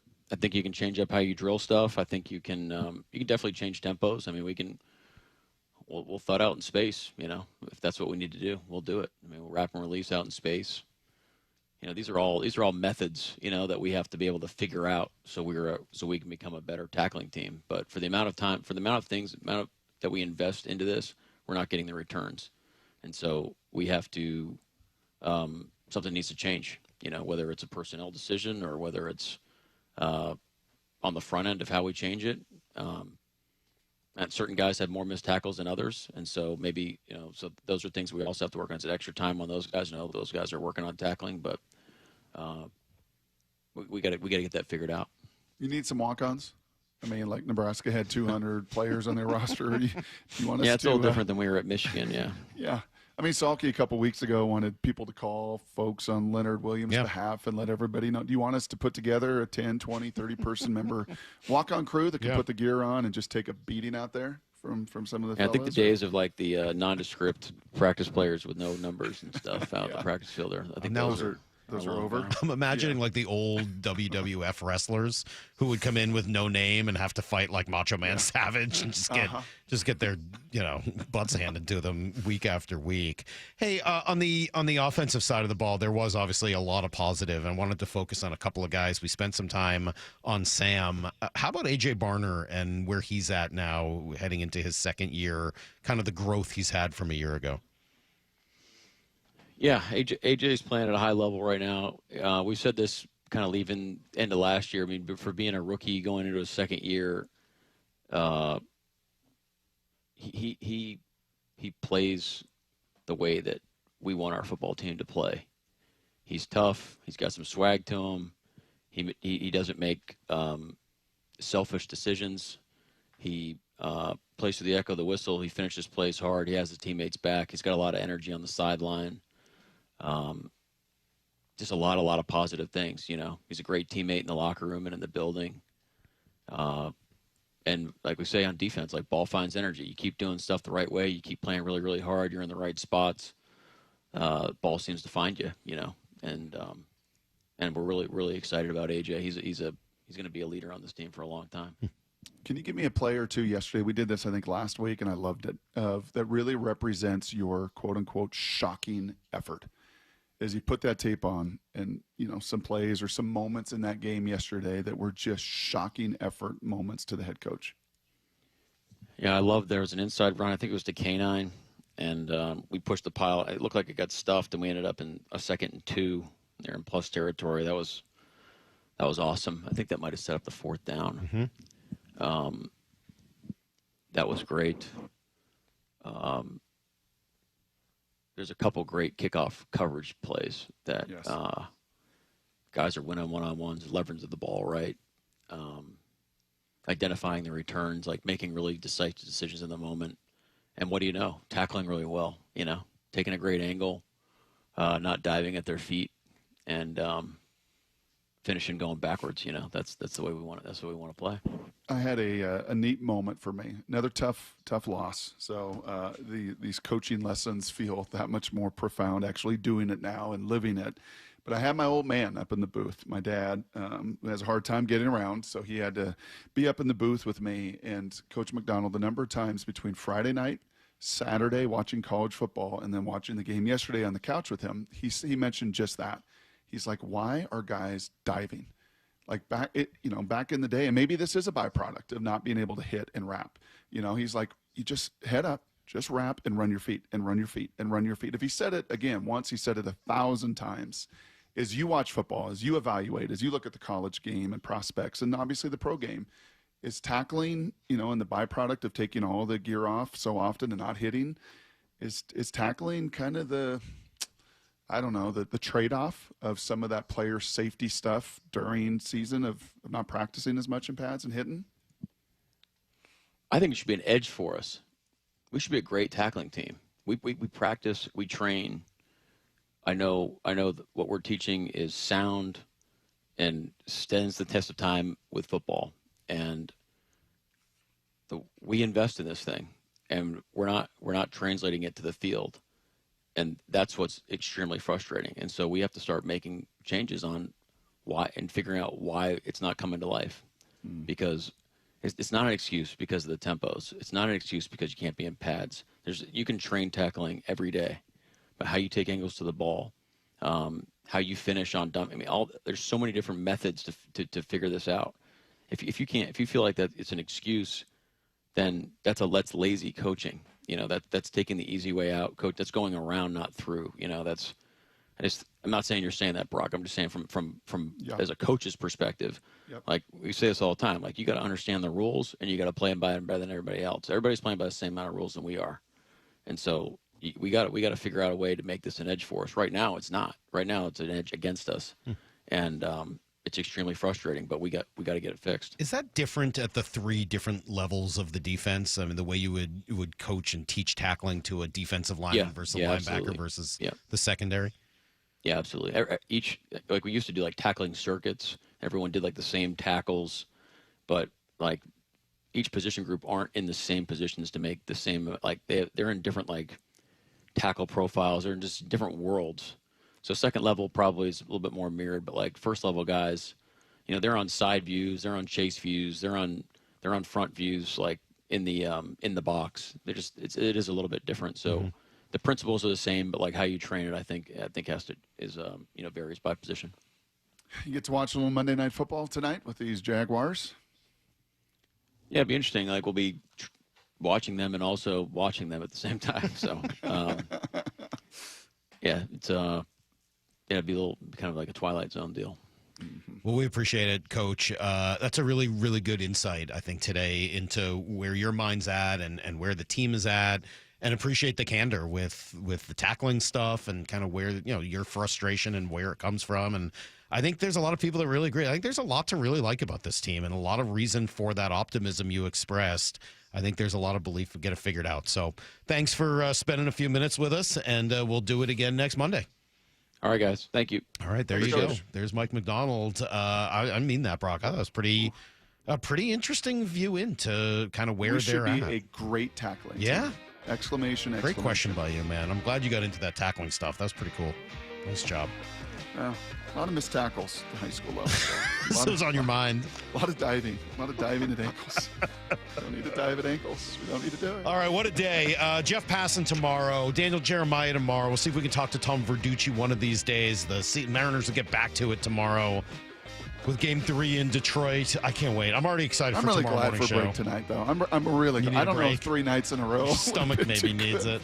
Yes. All right, I told you, I spent the day with Stacy yesterday. It was a blast. You guys should be, if you're not sticking around to listen to Bump and Stacy, I don't know what we're even doing here.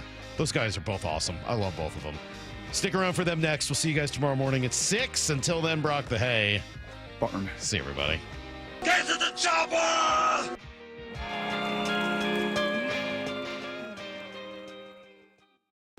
Be the first to hear from Seahawks head coach Mike Macdonald the morning after every game on the Mike Macdonald Show. Good morning, Coach. How are you? This thing on? On and ready for you. The morning after every Seahawks game at 9:30 with Brock and Salk. Being in front of the 12s is going to be a lot of fun. Trying to bring everybody together so we can push in the same direction. Get the podcast on the Seattle Sports app and seattlesports.com.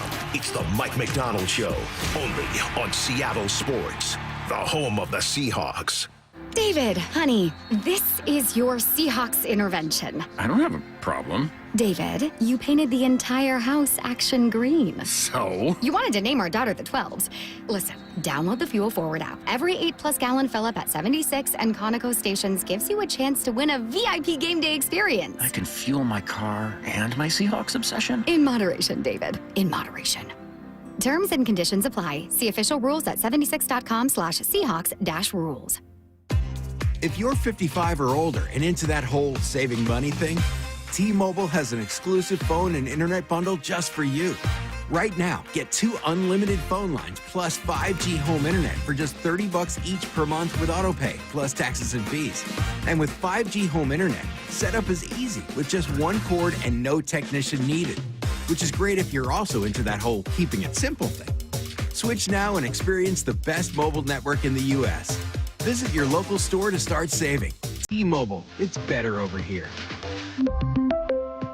Based on analysis by Ookla of speed test intelligence data Q4 2024 to Q1 2025, Ookla trademarks used under license, unlimited on our network. Customers on voice plan may notice speeds lower than other customers and further reduction if using more than 50 gigs a month due to data prioritization, video streams, and SD on this plan. Home internet pricing after $20 and monthly bill credit plus $5 per line without autopay. Debit or bank account required. See 5G device coverage and access details at T-Mobile.com. Hey Seattle, Jaden Schwartz for Techline Roofing. Call Techline Roofing and trust the team I trust. With the strongest warranty in the business, Techline Roofing has you covered. That's TEKLINE roofing.com. Trust Techline.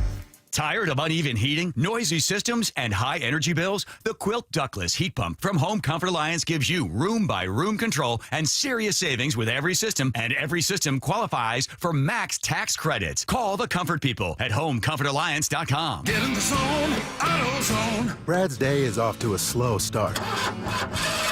So he heads to AutoZone, where batteries are as low as $89.99. Sammy, a local AutoZoner, tests his battery for free. Looks like he just needs a charge. And Sammy does that for free too. In no time at all, Brad is back on the road, ready to finish the day strong. Free battery testing and charging at every store. No hassles, just help. Get in the zone, AutoZone. Restrictions apply. Tired of hearing scary radio ads about the IRS? Tax Relief Advocates is different. TRA is here to tell you that if you owe money to the IRS, whether it's $5,000 or $500,000, we have a solution. TRA can eliminate or reduce what you owe to the IRS with zero risk to you. We have over 1,000 5-star reviews on Google and an A+ with a BBB. End your tax nightmare today by visiting TRA.com or call 800-583-6681. That's 800-583-6681. And now, Tales of Another Way. You've got your same old playlist, but another song about a breakup is just a downer. 2 minutes in your music app, and now you're groovin', man.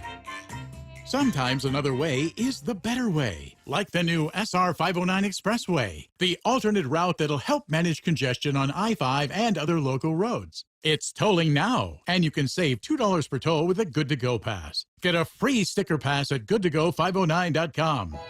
I had a young woman who was on a new SUV, and She had attachments to her old car because it was her first car, and she had questions because she was doubling her spending budget, and she was very fiscally responsible. It was almost making her sick. And the best path at that point was to, let's stop for the night, and you go home and take a breath. She came back in the morning and bought the car. She was way happier. These are major life accomplishments. You have the ability to afford at this tier. You've secured one of the major needs in your life. You should be feeling a tremendous amount of pride and respect for your accomplishments. I'm just grateful that we get to celebrate it with them, that we get to be part of it in that aspect of it. The LJ way is the Lee Johnson Auto family. All right, the job starts in a few weeks. We got everything we need? Yup. Temporary fencing? Yup. Honey bucket? They don't do that. Yeah, they do. Okay, what about storage containers? Yup. Honey bucket? There's no way. These are the portable restroom people. That Honey bucket? Right, that's them. Fencing, barricades, wash stations, restrooms. They've got everything we need for the job site, Timmy. I told you not to call me Timmy. Keep your job site safe and clean. With Honey Bucket, you're good to go. Honey Bucket. Ah, baseball's postseason is here. Seattle Sports Playoff coverage is presented by Honey Bucket, 710 KIRO AM Seattle and KIRO FM HD2 Tacoma.